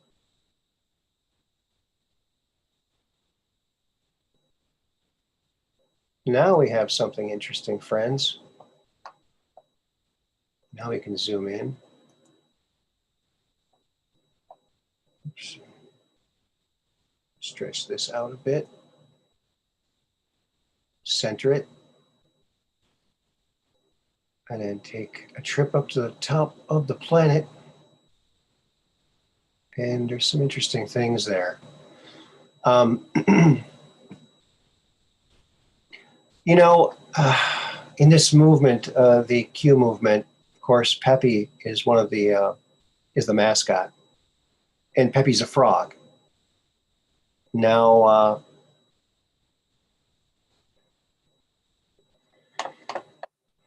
so let me see here.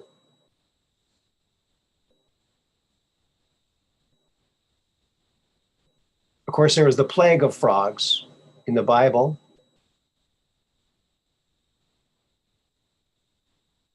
Right?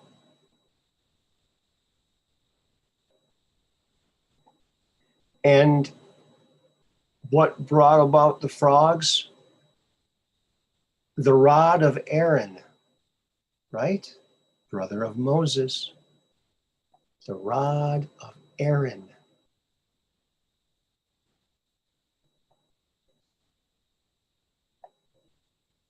So, now the rod of Aaron was actually Moses' shepherd's staff. They both used the same rod to perform miracles.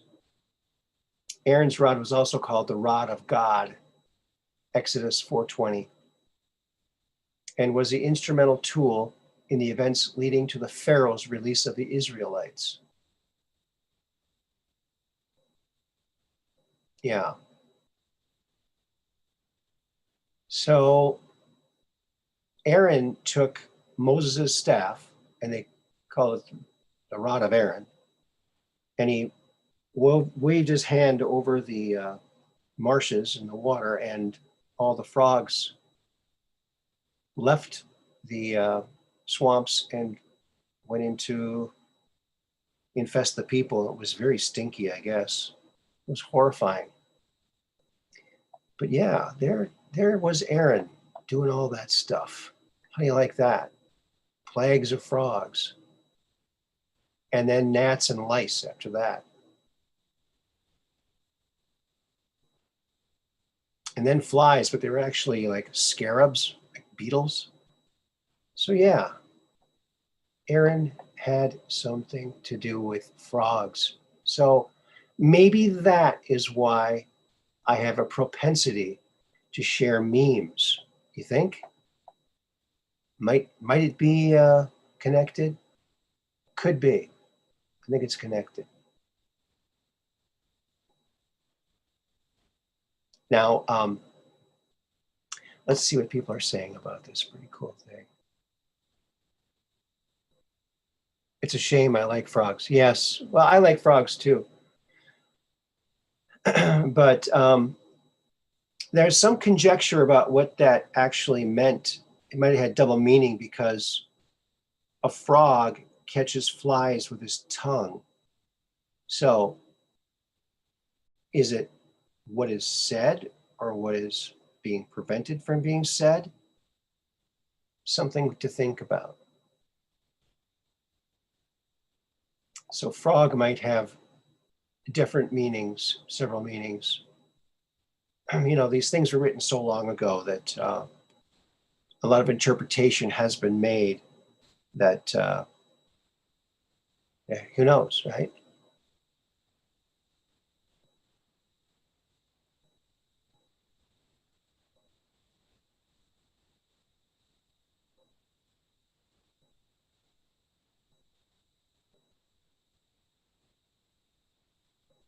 Okay. All righty, Aphrodite. So that's Jupiter mirrored and zoomed in to see what we can see. I think we're in too far now.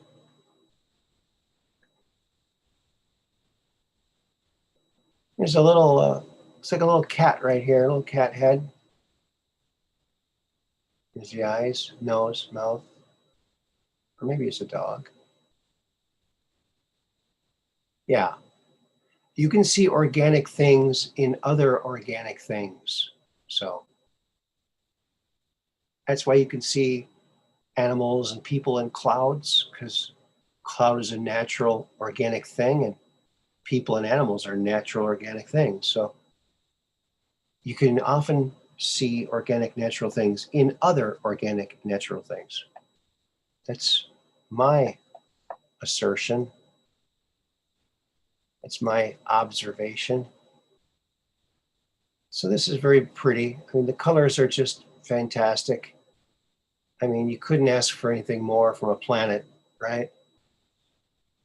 Although it is very radioactive.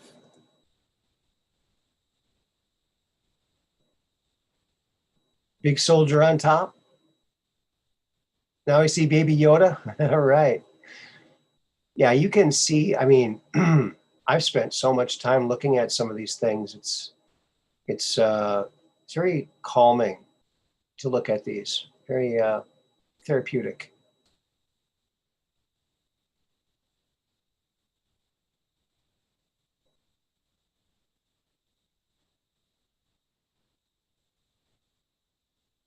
I used frogs for bait. Lots of bait. Lots not really harmed. Just got dinner. Okay. Yeah, frogs are interesting animals. You know, we have peepers in the springtime over here behind my property. There's like a little swamp, and you can hear the frogs, and they're very loud. And I was thinking, well, they're pretty loud. I mean, wouldn't the predators hear that? But apparently, they taste so bad. Apparently, a lot of animals don't mess with them. Oh, you used to have pet bullfrogs, mud rabbit? Oh, that's cool. My cousin found a frog with a fifth leg coming out of its throat area, coming out of its neck, and brought it to the Smithsonian, I guess. So that was pretty cool.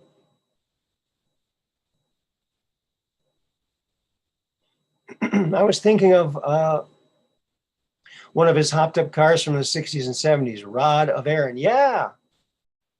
Yep. That reminds me. Let's see. Yeah.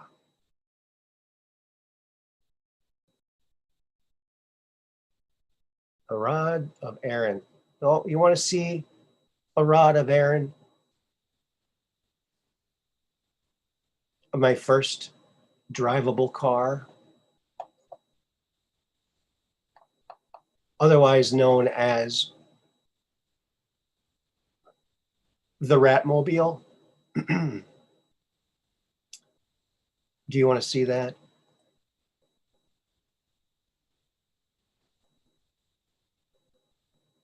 Okay. I think we got it. All right.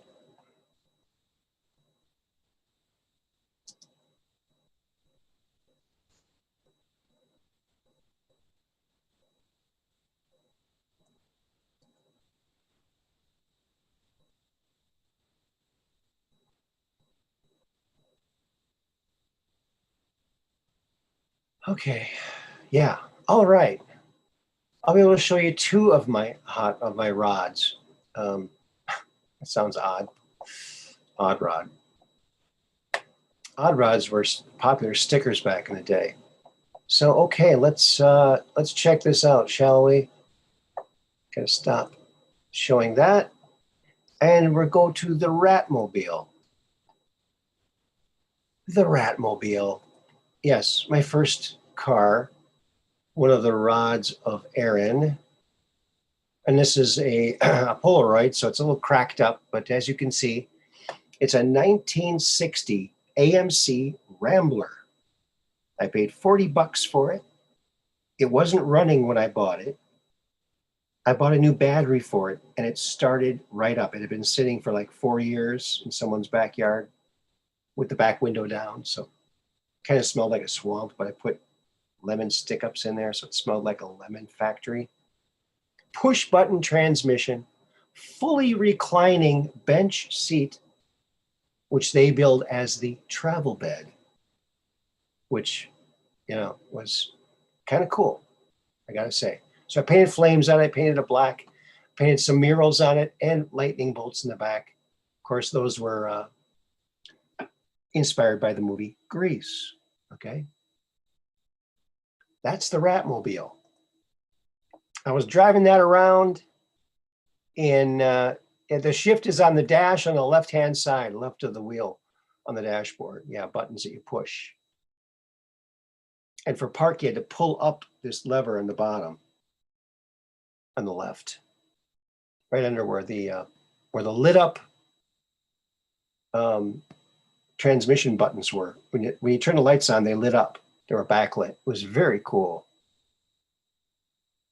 Yes, made by Chrysler, but but AMC used a lot of. Sometimes they wouldn't make all of the parts of their cars. They'd get some from other car companies, and that's where they got the push button transmission from Chrysler. Yes, Chrysler had them, but so did AMC, because they used similar technology, borrowed technology. Because AMC was the fourth biggest American car corporation, and they were always lagging behind, and sales weren't always very good, and so they had to scrimp and scrounge and do what they could. So, but they did come up with some great designs, beautiful cars, and trend-setting cars. Really, the Rambler here was the America's first economy car, and they build it as such. Got good mileage, and it had the travel beds. When you're traveling, you just sleep in the car. You don't have to go to a motel. Comes in handy at the drive-in too, let me tell you. Oh, you had one too, Willie Fix It? Yeah, AMX, that's the one to have. Yeah, for sure. If you can find it. I don't think you can find one of those for 40 bucks though. I got lucky. I found that for 40 bucks. And here is another angle of it from the back, so you can get an idea of what that lightning bolt paint job looks like. And there is the rat fink, an orange rat fink with a blonde in this car, like a hot rod, like a odd rod, like a Big Daddy Roth picture that I painted onto the side there. Got the Holly Carb sticker because it had a 1-barrel Holly Carb from the factory. You can see inside I got fun fur all over on the inside, on the dashboard, even on the steering wheel. And here's those seats that recline fully, and they made it level with the back seat, so it's just like a bed. It's very cool. And I even had dingle balls along the inside. You don't think you can see the dingle balls, but there you go. Great little car. And I'm telling you, these things were unibody construction.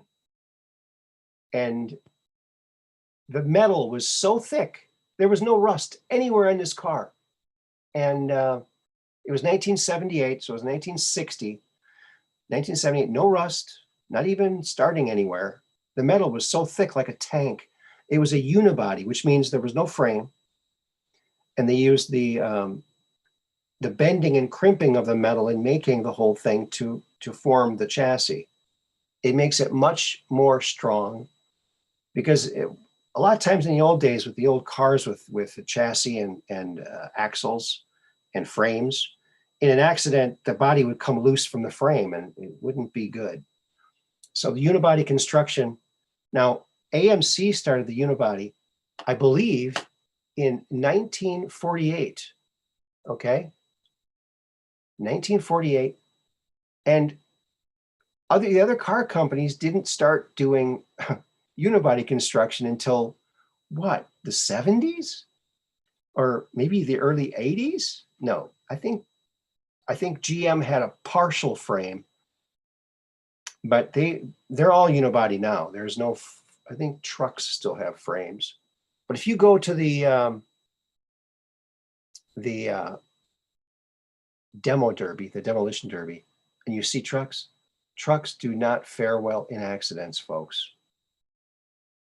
they're not given the same tests as cars. So when people buy a truck, they're thinking they're getting something safe. It's not as safe as a car. They can't pass those tests. So there you go. There's the Ratmobile, Summer Rat 78. So in 1978, there I was cruising Hopkins in this thing,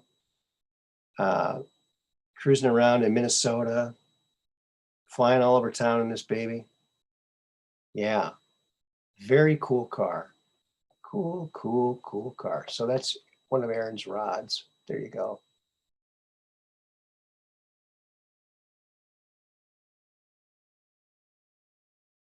Real mag wheels were made of magnesium. Yeah, those were very cool. I only could find 2 like that. So the back had the mags, the front had hubcaps. That's just, it was a budget car.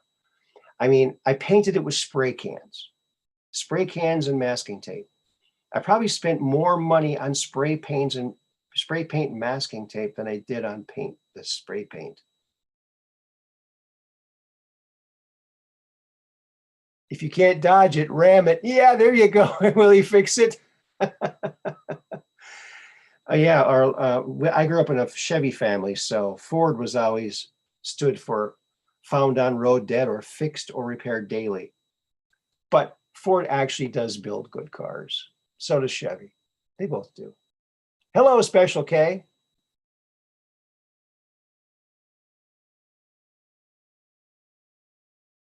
Yeah, I got another rod of Aaron to show you. Okay. This is more recent, from just a few years ago. I don't have it anymore, unfortunately. And you can sort of see it here. It's sort of in shadows, but there are some vehicles behind it that you can see. Check this out. And I was in my Elvis outfit. This was before a gig. So there I am in Egg Harbor, Wisconsin. And there's the Elvis Mobile. It's a PT Cruiser with flames and Elvis's face on it here. And his face was in the back window too. But that's the Elvis Mobile, flamed. My kids helped me flame this car. So it was a lot of fun to tool around town in this thing. Got a lot of stares. A lot of people liked it. It was the Elvis Mobile. So that was when I was doing a regular gig at the Meadow Ridge Resort in Egg Harbor, Wisconsin. It's a timeshare resort. So I did a weekly gig there. It was a lot of fun, great people, and it rocked. There you go. Why is this lagging behind? Whoa. There it is. Hello, Andy Social.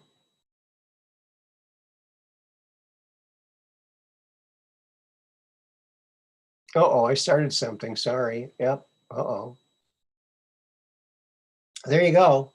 Of course, I put those UFOs in the picture. They weren't actually there, but that is exactly like the one I saw. And that's, if you look at the one up here, this one, that's about how big the one I saw was in the sky. It was very close. It was very close, and it was doing maneuvers that you can't believe. It was going at right angles and stopping, and going the opposite way and stopping, and it was crazy, crazy. I saw my UFO like this in 1996. It looked just like that, the sport model. It looked exactly like that. So yeah, so it's nice I have a model kit of, actually 2 model kits of the craft I saw. Yes, I think I used this to promote my Elvis show that said, people come from all over to see my shows. From all over the galaxy. Yeah, word's getting out. Everybody loves Elvis. They're coming from all corners of the galaxy to see this show.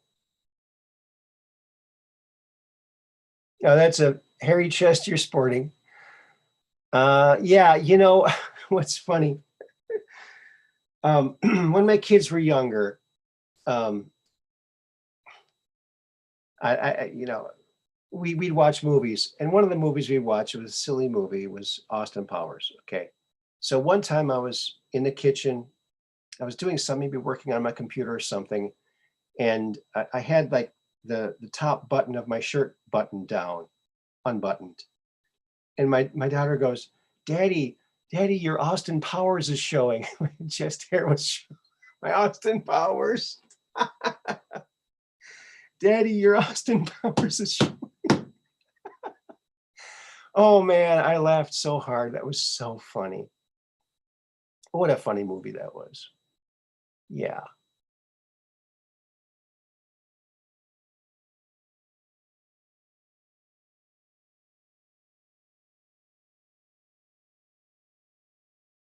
Yeah, there you go. You like that, huh? And that's the PT Cruiser. That thing was a cool car. I wish I still had it. The engine blew up on it. The engine seized up. Um, a part going to the radiator broke and it just overheated and seized up. I was on my way home with groceries in the car. I had to walk home the rest of the way with groceries. So, and I had plans to make it into an electric car, but those plans never came to fruition, as many plans don't sometimes. But I wanted to keep it, but it didn't work. I ended up selling it.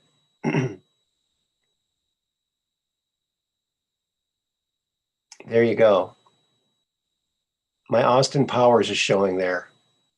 Of course, I didn't have quite the crop that Austin Powers. He had like a piece of fun fur glued to his chest.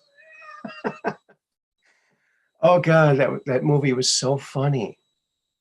PTs are hard to work on. Yeah, and they have not a very tight turning radius. They have a bad turning radius. They can't hardly turn. I have an HHR now, and it's mechanically a much better vehicle, although the PT Cruiser was a much more beautiful design. Even though the same guy designed it, it was just more organic looking and less blocky. The HHR is just a little blocky. This is, I mean, look at these rounded fenders. I mean, this is beautiful design. It's gorgeous, gorgeous design. And a little, sort of a hint of a running board there. But yeah, and we painted that in a field behind where I lived at the campground. Me and my kids painted those flames, taped them on, and painted those. That was a lot of fun. A lot of fun. Yes, yes, indeedy.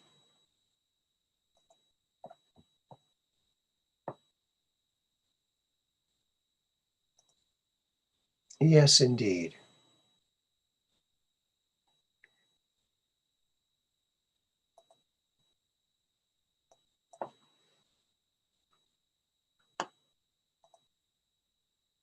Okay.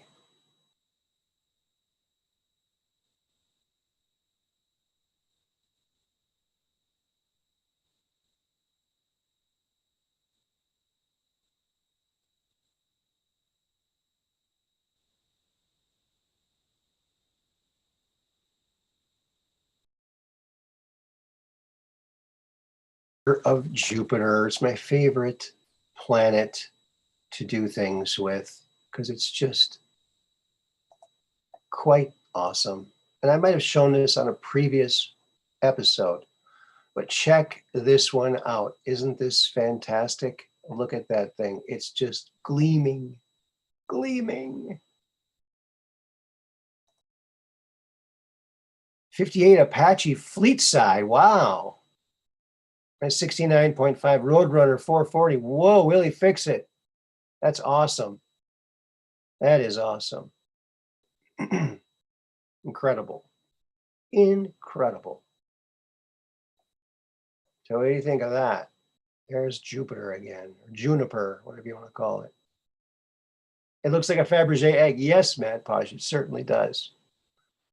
Only I didn't have to labor over it for hours. I just made it in an instant like that. Boom, it was done. Beautiful colors. Yes, Peggy Dancer. I agree with you 100%. And the other fun thing you can do with these things is turn them around. And you get a whole new view and a whole new appreciation and a whole new host of things that you can see.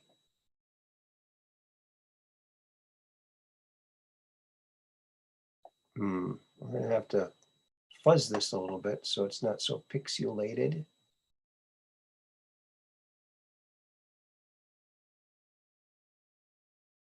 There we go. That's not bad. Let's widen this, shall we now? Center it. There we go. Now we're cooking with Crisco. Look at that. Look at how machiny some of these things look, you know? Like mechanisms or something, or engines. Incredible stuff. I love the blues in Jupiter, just so rich, rich blues. And the browns and the earth tones, beautiful, beautiful stuff. And of course, these are very toxic, radiation-laden clouds that you would not survive if you were descending down to the planet, unless you were shielded from the radiation. I'm not sure if that's possible. Maybe with a gravitational bubble around yourself, you might be able to do that. With the gravity field, that might be possible. It might be possible. But you know, that radiation is so invisible and dangerous, and you just don't want to mess with it. But you know what? People, they're so afraid of radiation, but the technical name for light, like when you turn on a light and you look at the sun, is electromagnetic radiation. That's what light is. Electromagnetic radiation. All light is a form of radiation. Some of it's harmful, some of it isn't.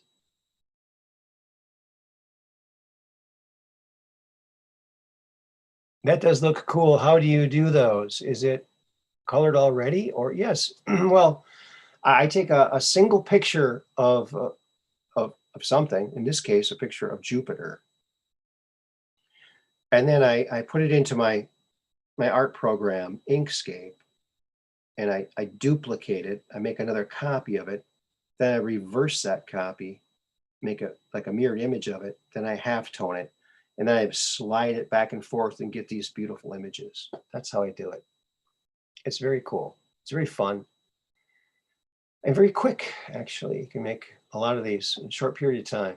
I've made hundreds of these. And I have a couple of them on t-shirts in my t-shirt shop. A couple of very nice designs made this very same way. So there you go. You know, I like this area right here, all this, you know, like carved wood look, you know, it's very beautiful. And the fact that you're mirroring it and it's half-toned, you get symmetrical shapes if you slide it totally in line with the other non-half-toned picture. So there you go. That's something beautiful. Something beautiful from nature. Nature is beautiful.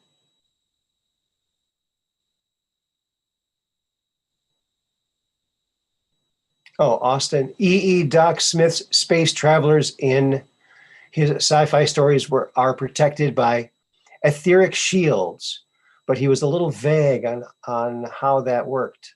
Etheric shields. Maybe that's a shield that you pray about, that's like the power of prayer, possibly.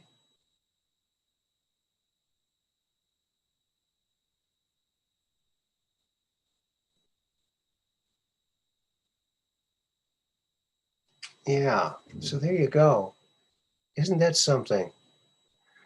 Oh, you know what? I see a little face right here. What kind of face is that? Let's zoom in on it and see. Oh, it's getting a little fuzzy. Yeah, I don't know. Like two dark eyes. Almost looks like a dog or a goat with a black cat on top of it, or a penguin with his wings up. A penguin leaning forward with his wings up. We found penguins on Jupiter. Not really. Just because something looks like something doesn't make it that something, is it? No. Good night, Green Dragon 64. Have a good dream. All righty then. So, and there we have it.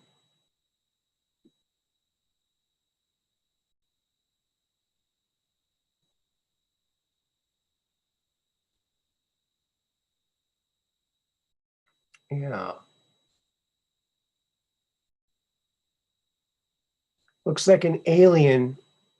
Oh, ready to give birth. Okay, Dale. Yeah, you can see lots of stuff in this. It's pretty fantastical. Fantastic. Look at that. It's just majestic, isn't it? It's beautiful, beautiful stuff. Gotta love it. You gotta love it.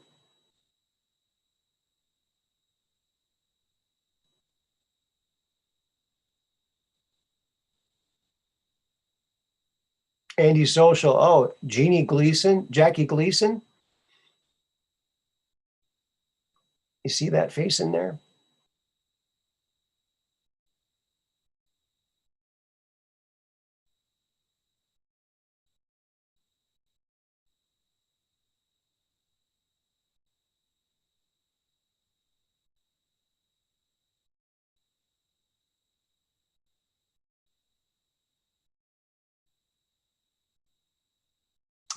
Yeah, isn't that just something? It's just gorge. Totes gorge. Jackie Gleason, yes.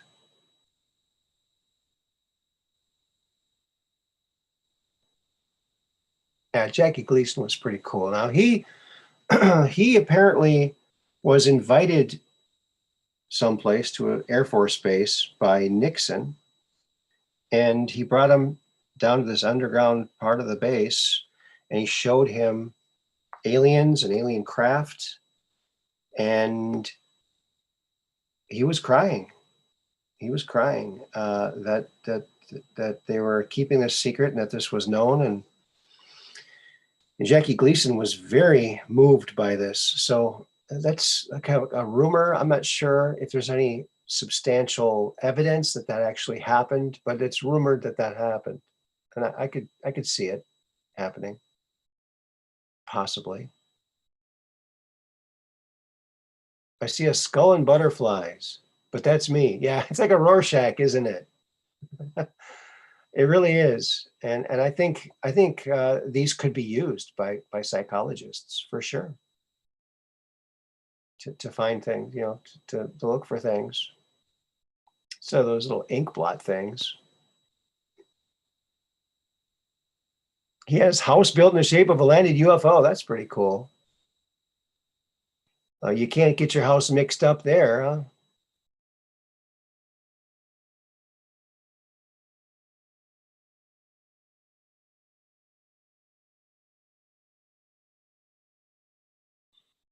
Remember Horshack from the Welcome Back, Cotter?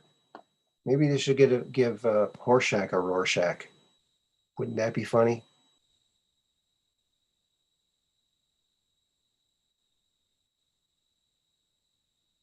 Yeah.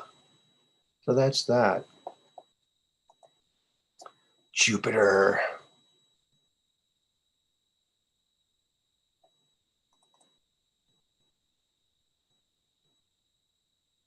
Here's something, folks.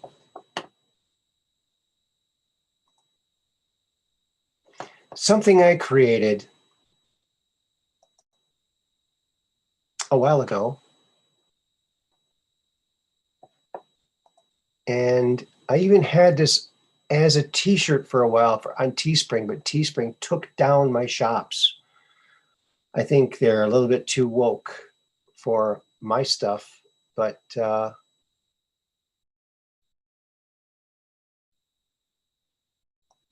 check this out. The best is yet to come. Oh yeah. Q plus. Does that Q look a little bit familiar, friends? It looks like the Truth Quest Q, doesn't it? Oh yeah, it is. It is. So yeah, I had that as a t-shirt. I should probably put that back as a t-shirt on my new shop. Should I? Hey, Bruce Holmes is in the house. How do you upload a pic? Onto here? You could email it to me. You could email it to me, Bruce. Good to see you here. So there it is, Q plus. Of course, we all know if you followed the Q posts at all, Q plus indicated that President Trump, it was a message either from him or he was present while the drop was made by Q. So Q plus meant POTUS. Trump was there. So there you go. That's what Q plus means. So when you see a sign in someone's yard, Q plus for president, it means Trump. Trump for president. Q plus. Yeah. So interesting. I mean,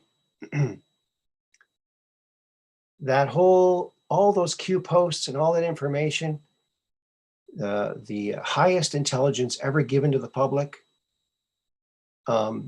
it's people are going to look back at that and go, wow, look at all this information that was given cryptically and but with deep meaning and lots of truth. I'll check my email, Bruce, and I'll see if it got there. So just email it to me. Oh, there's my mailbox. Let's see. Oh, and I got something from you, Bruce Holmes, on the 22nd, but I went to go open it and there was like a warning on it. They weren't sure if it was you or not. And because I think it was a different email address or something. So I didn't open it. I was going to talk to you about it. I haven't had a chance to call you. So I apologize for that. Oh, okay. I got it. Oh my gosh. Dude, that's incredible. Wait till you guys see this. Oh my gosh. My friend Bruce Holmes apparently has a time machine. So he went back in time and took a picture for me. Wow, I'm blown away. I'm absolutely blown away. This is more remarkable than a write and wipe board. This is amazing. Because write and wipe boards are very remarkable, as you might know. Did I put that over there? Where is it? Okay, I got to open that up. I got to open that up. Oh, where did it go? It didn't go on there? Okay, I'll just have to take a screenshot of this rather than download it.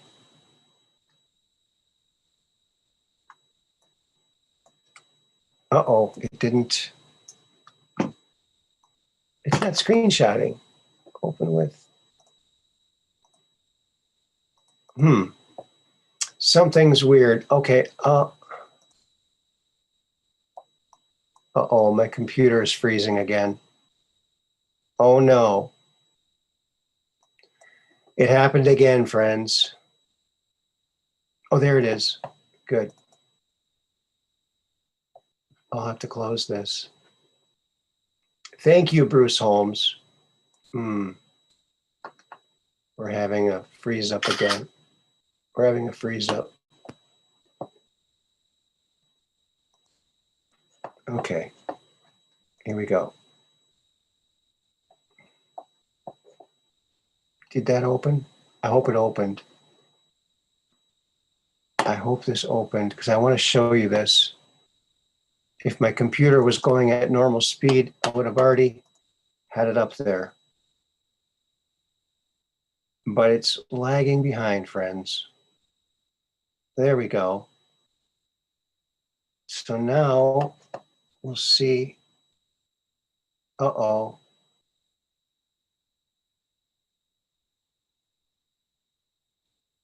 Okay. I'm getting all kinds of warnings. I'm going to need to close some windows here.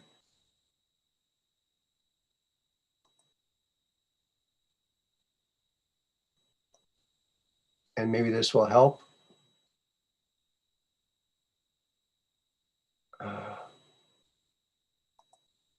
Let's see. Maybe that'll help. Okay. Gotta bring that up. Okay, there we go.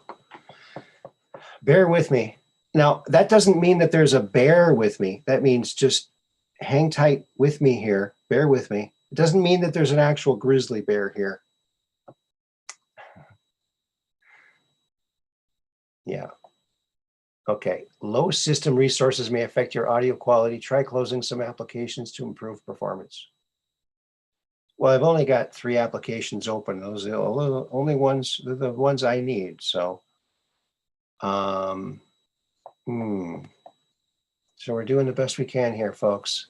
We'll see if this is going to work. Cross your fingers. Look at what Bruce Holmes did. I can't believe you did this. Look at that.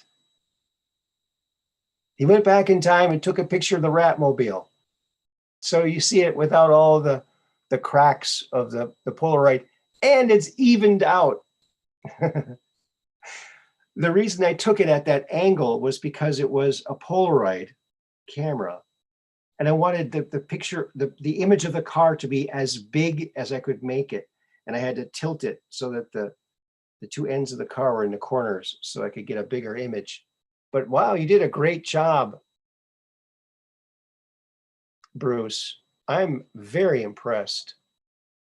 I'm closing some files here, some things. Hopefully that will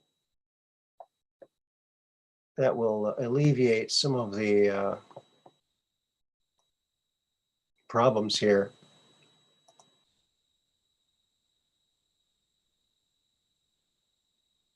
Okay. Yeah, I can close a bunch of these down. It's not gonna matter. Oh, look at that, the Ratmobile. It's like seeing it all over again. So thank you so much. It's I got to see what the chat's saying here.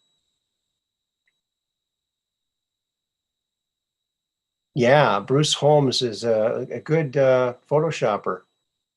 Wow, I'm very impressed. And that's right where I painted it too, friends, right in our driveway, next to a dirt road. Our back road was dirt at the time. It's not anymore. We don't live there anymore, but a real chick magnet. Yeah. Yeah, well, I guess it didn't go very fast. It burned a quart of oil a day, whether you drove it or not, because it also leaked. But it was good for 1978. It was a summer rat 78. It was a blast to drive. I could bring all my friends. It was a 4-door. It's plenty of room for everybody. And yeah, Look at that thing. That thing rocks. Gosh, I wish I still had that. You know, the starter went on it, or the ignition.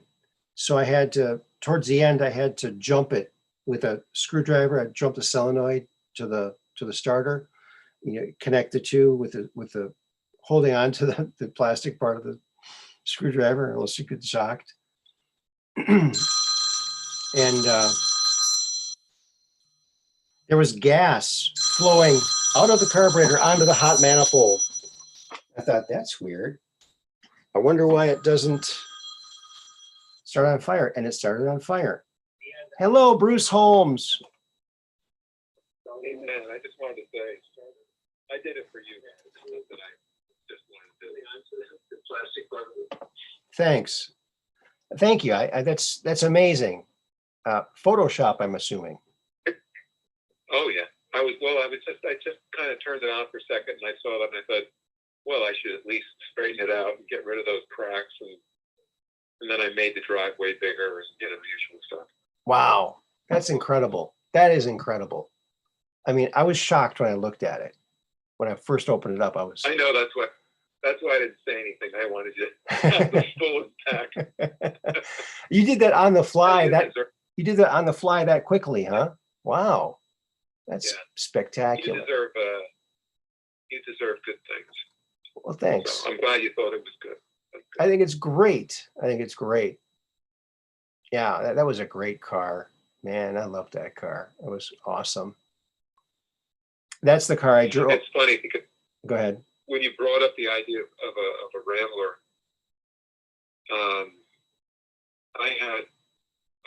I borrowed my parents' Rambler. It was a station wagon. I think it was like a 1965 or 70 or something like that. Okay. But anyway, it was an interesting car. I mean, it actually went places. In those days, I lived in Jersey, and my friend and I went out to McKees Rocks, Pennsylvania, and slept in it, overnight and all that stuff. Sure, yeah. So it was so funny, like when you were talking about the front. The reason I looked at it and went, wow, that's just about what the front looked like. Really? It was one of those crazy cars. It ran. They ran forever. Yeah. You were right when you were talking about, like solid. I know they had to throw in the towel on that thing, but it's too bad because it was just a phenomenal car. Yeah. And it was so far ahead of the regular car market at that time. The only people that were more advanced than them was Studebaker, and of course Studebaker was destroyed. Yeah. About 12 years before that inevitable ending for them with Chrysler. So whatever. Yeah. Anyway, I didn't mean to interrupt your show, but I thought you might enjoy it. Bruce, you never interrupt. You only add to it. So thank you so much. Incredible. So enjoy it. I also sharpened it. It was out of focus, so I refocused it too. Thank you. It looks fabulous. You can even read the license plate number. Oh yeah, it's not in use anymore, so it doesn't matter. That was 1978 when that thing was running around, and the engine caught on fire when I was jumping the solenoid once. I was jumping a solenoid. It was running and it stopped running, so I reached my hand down there. I'm jumping a solenoid. All of a sudden, I noticed there's gas flowing out of the carburetor onto the hot manifold, and I'm looking at it going, wow, I wonder why that doesn't burn. And all of a sudden, You're very fortunate. I know. It burned my eyebrows, I think, and some of my hair. But I ran into a second time around shop, and I grabbed a vase with flowers in it. I said, I gotta borrow this quick. I ran out of the place. I took the flowers out. And I dumped the water on the engine. And then it started right up. I drove it home and it never started. You can't pull those things. There was nothing you could do to that car except junk it. Yeah. It was probably running, like how the machine is crushing it, and like it puts it into like a little ball. Yeah. It was probably running the whole time. Yeah. Anyway, I just wanted to say hello. You're up late, and I'm going to go to bed. But All right. I say hello from California.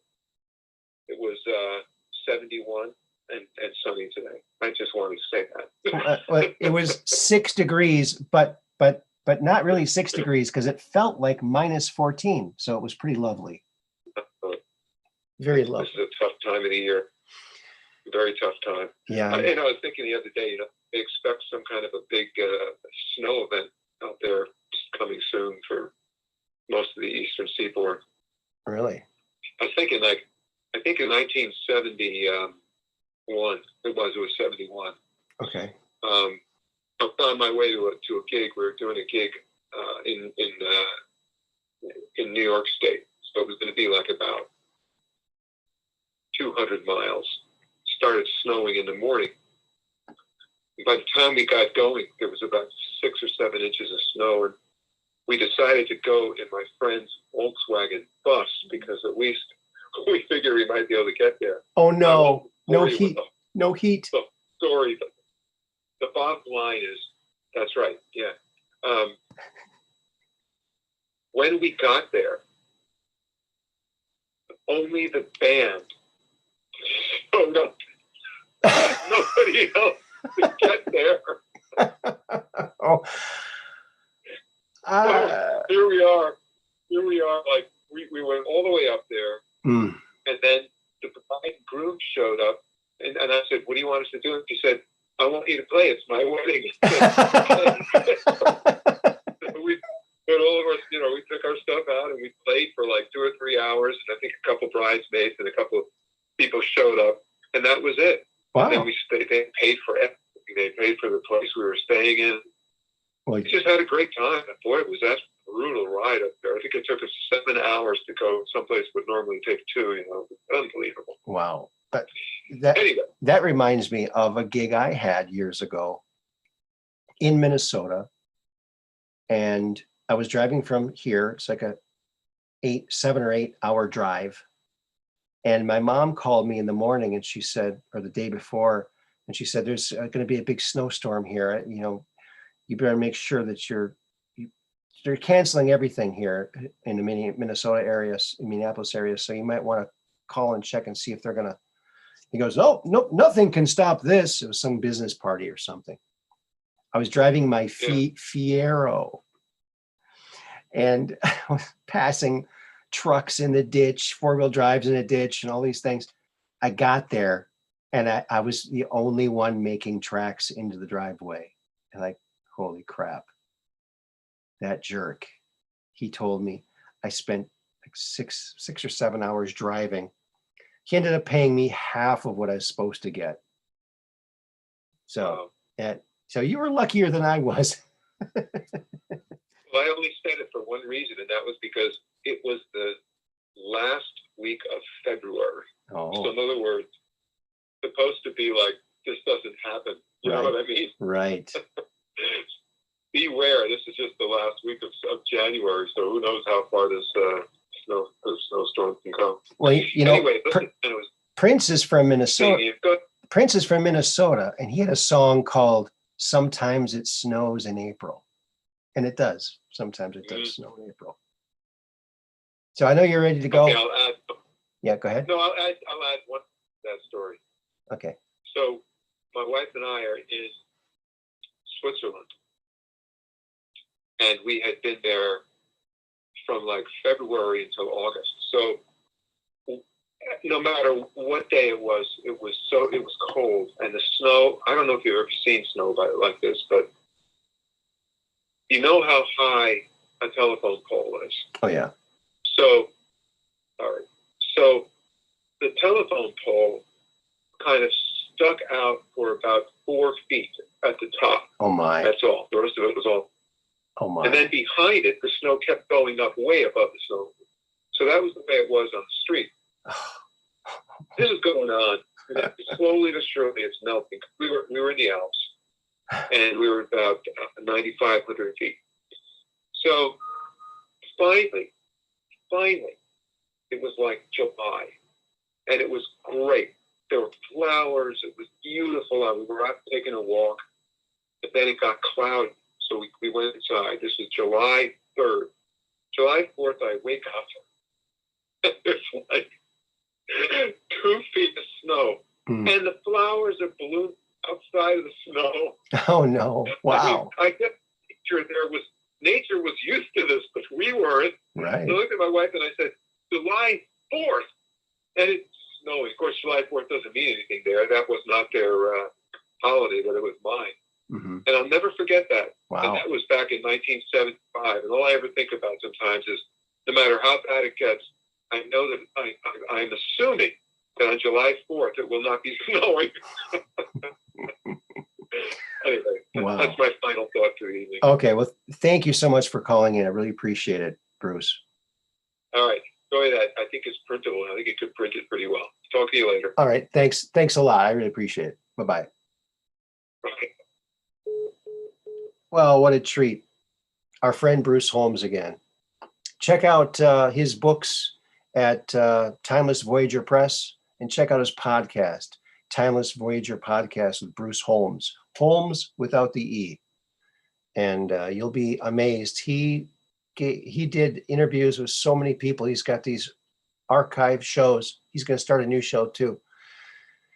And a multi-talented fellow there. And a great pioneer in the disclosure movement.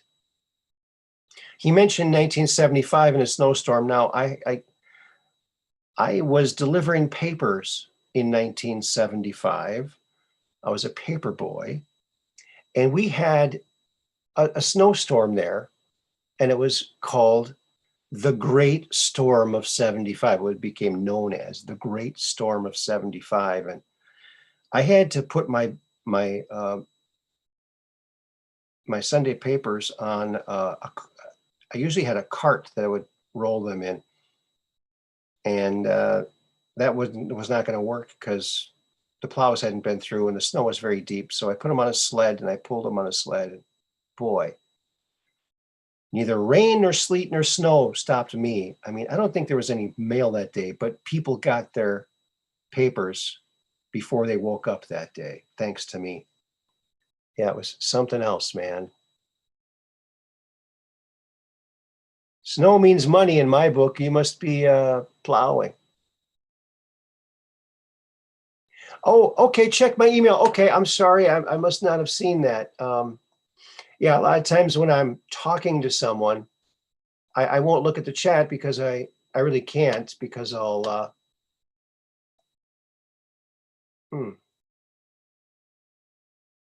lose track of where I am in my talking. Star God Wizard, is that who it's from? I'm assuming that's it. Let's see what this is.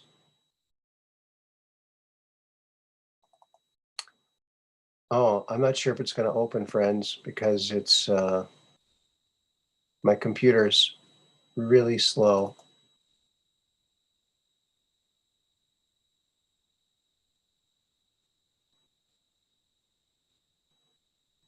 Star God Wizard.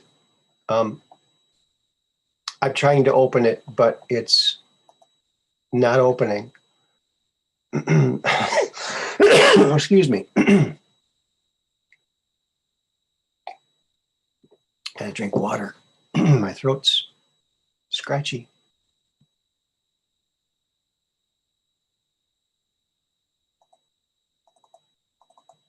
It's not opening up. Maybe I'll close some of these things.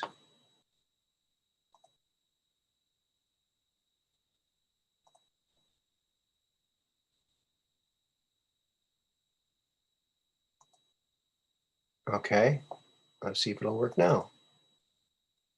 Nope, it's not working.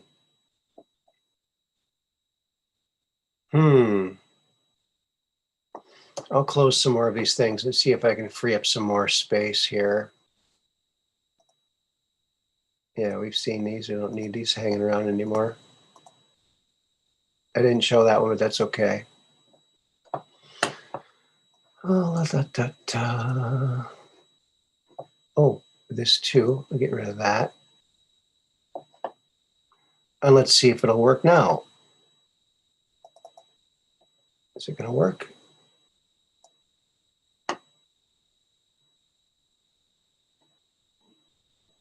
It's not working. My computer has seized up again, folks. I don't know why. Oh, you know what? I'll quit this. Maybe this will help. I forgot that I had the iTunes on. Oops.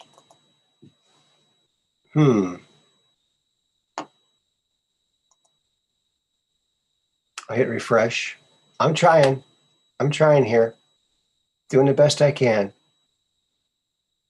The spaceship must be going through a radiation belt here. I'm not picking up some of the intranet. Might be too far from the tower. Let me see.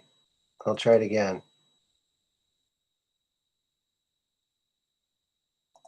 Star God Wizard.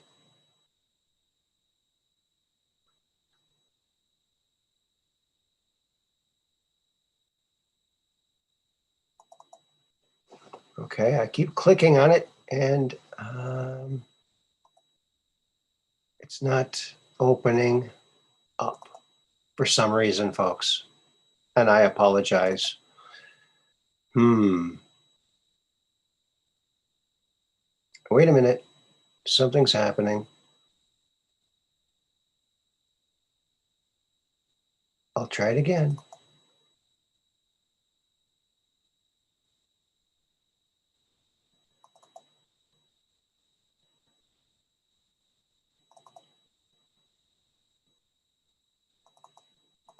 Okay.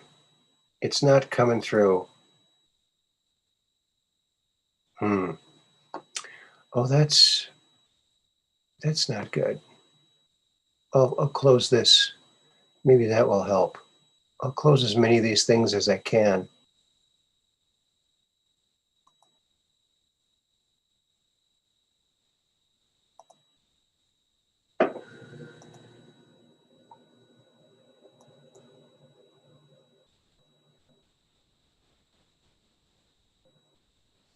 Maybe now it'll work. No?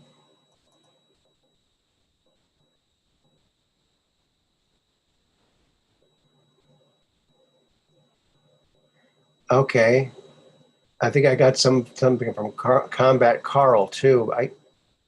I don't know if I can open that either.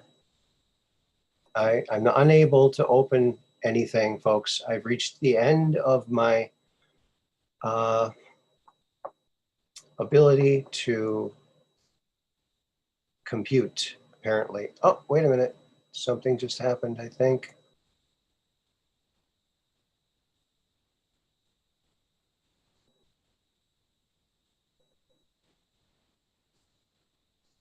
It looks like you resent it. Star God Wizard. It still won't open up. I got the new email, but it won't open up. It just won't open up for some reason. And I apologize for that. I'm really sorry. Oh, here's one other thing I can close. Like the last thing I can close.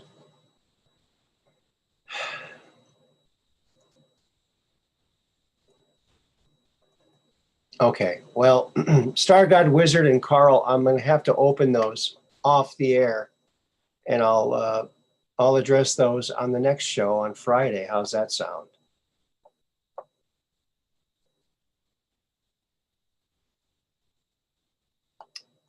But so yeah, I'm really sorry about that. I'll give it one more shot here. No, it's not doing. Something's up here. I have the minimal things open too, so there's it's beyond my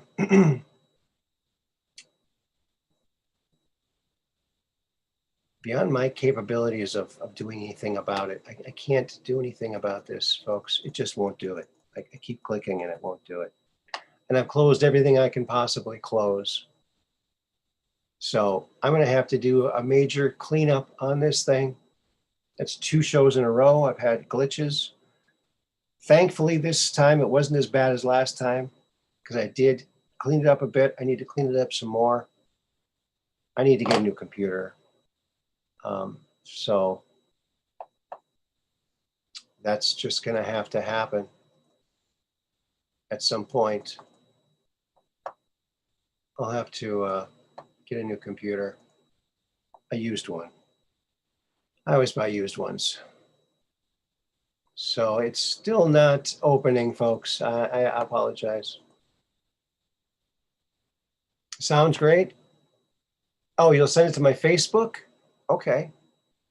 I closed my Facebook page. Let me see. I'll open up his Facebook page. I'm not sure if that's even going to work. Let me try.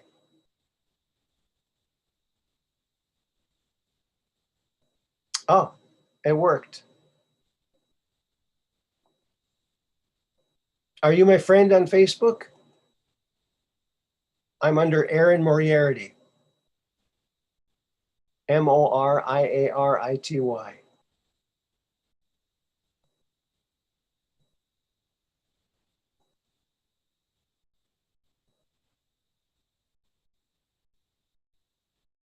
I'm not seeing anything yet. But it does look like it's open. There might be a way to send stuff, but I don't see anything yet. Maybe it's on my channel, Truth Quest with Aaron Moriarty. I'll check that quickly. Nope, nothing there.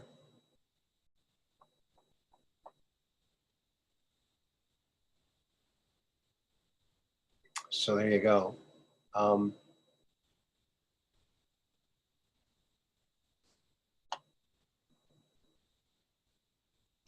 I don't know what to say. I don't know what to do here. Let me see. And Madpaj emailed you a pic of the Aurora Borealis. Okay. Unfortunately, I'm unable to open any. I'm unable to open. You know what? I'm going to close this. Maybe that will help. Maybe that picture, that photoshopped picture had a lot of, maybe it was a big file. Well, I'll try it again. Let's see. Aurora pic. Yeah, that was the last thing I had to close. It's not working. I can't open the Aurora pic or the Aaron in the Rat Mobile or from Carl. I can't open that either. So it's very frustrating. I don't like frustrating. It's in your messenger, Aaron. Okay, young star. Let's see. My messenger. Oh, new message request. It's probably a new message request. Let me check that. Let's see. I don't see it. Maybe you sent it to my son. His name is Aaron Moriarty too. Never name your kid after yourself. It causes lots of problems.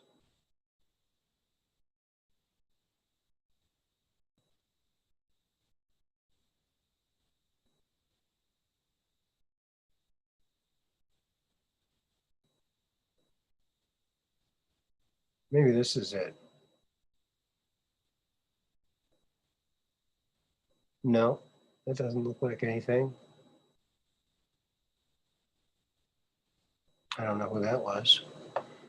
I don't see any. So here, this is my Facebook page.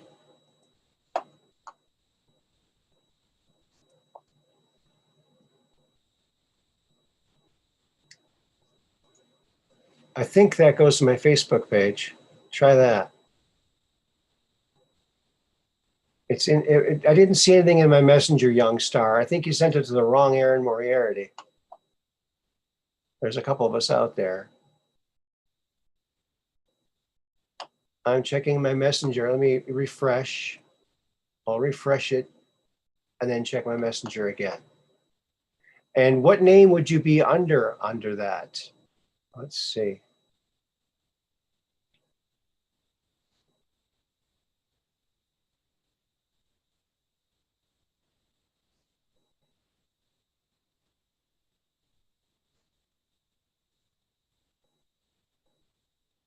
No messages found. Oh, there we go.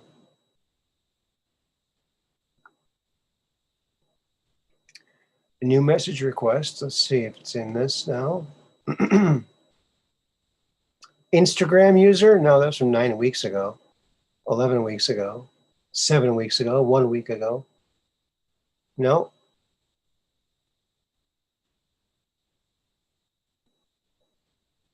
I don't see anything in here.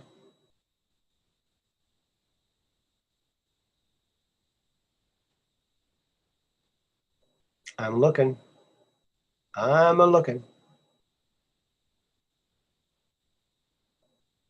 David Fitz is asking to be a friend of mine. I don't know if that's a real person. I don't really accept a lot of new friend requests because I just can't tell who's a real person and who isn't anymore. It's too hard to tell.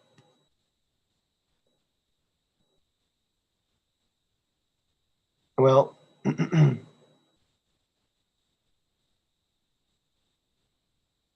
I'll check it again. I'll check my email. I'll try that again. It's not working. It's just not working. No go. I'll check my Facebook again. I'll refresh it.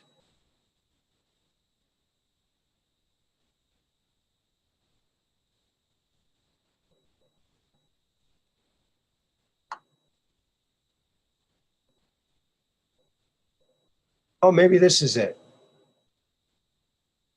No, this is Carl. Is that Combat Carl?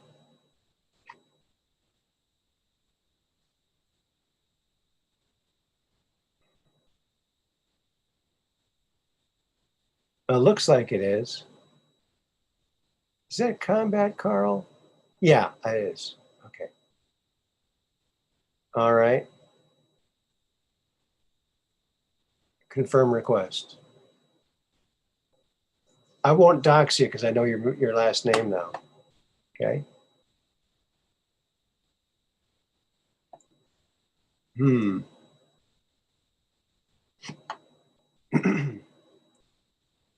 Well, I have no new messages. So, aha, from a guy, someone named Norris. Is that the right person?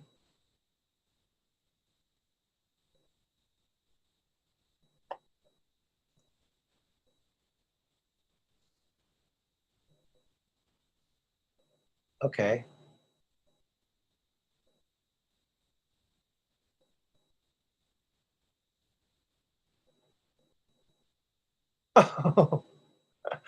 Okay. Wow. All right. I'll put this down here. Oh, that's cute. Okay, I got that. Let me see. Close this.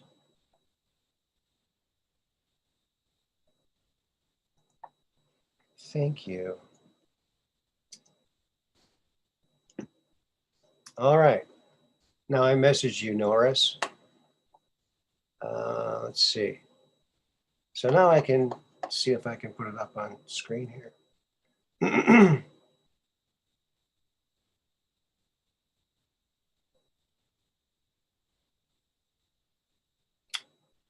Oh, I pushed the wrong button.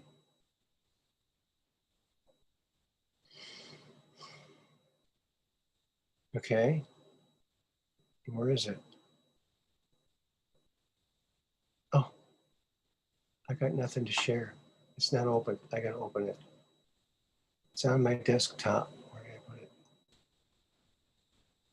Oh, there it is. It just appeared. That's why it didn't show up.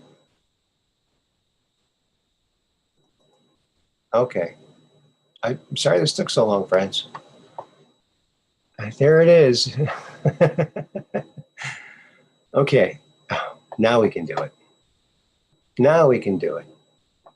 Now we can show you that. One of the things that Young Star sent. There it is. Look at that. I'm in the car. Oh, that's cute. Let me see if I can zoom in on that. Let's see. Zoom. Oh, look at that. Ah.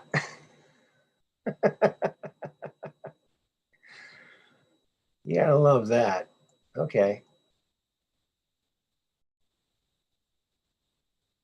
There I am. Wow. Well, thank you. I appreciate that.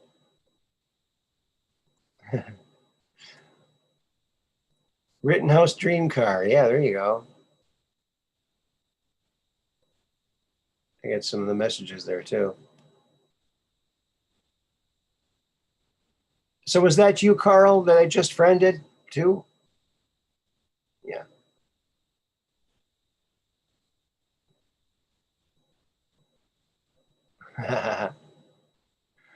Yeah, nice job, Young Star. Thank you, Young Star. Thank you.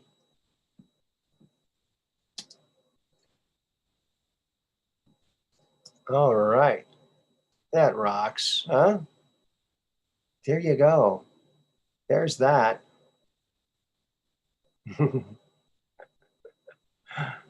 Yeah. Well, hopefully by Friday I can iron out some of these little glitches here. We'll see if I can do some work on the confuser here. Get it cleaned up a bit. You have great Photoshop skills. Yes, you do. All right. Yeah, thank you. I got two awesome gifts and a super chat from my family here. So thank you very much, because you are like family. You guys rock. Yeah, it could be a t-shirt, eh? All right, Carl's going to message me.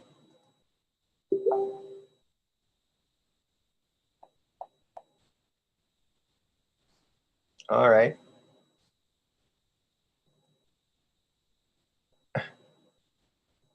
Cool. All right, let's see here. That might be it right there. Carl, there it is.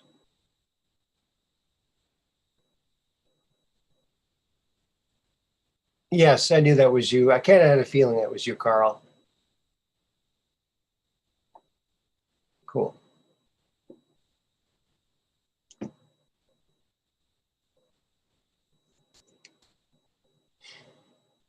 There you go. All righty then.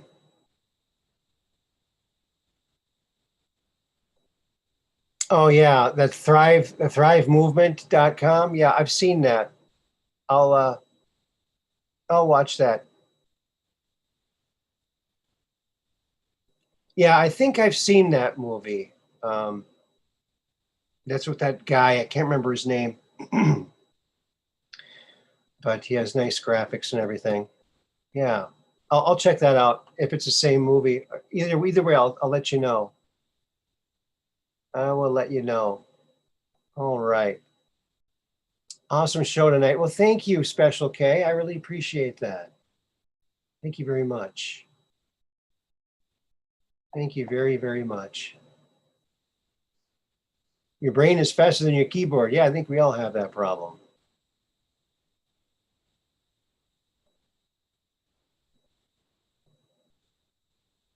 Yeah. Well, I want to thank everyone who came by today. We're going to put a cap on it now, I think. I've had a lot of fun with you all today. It's been a blast.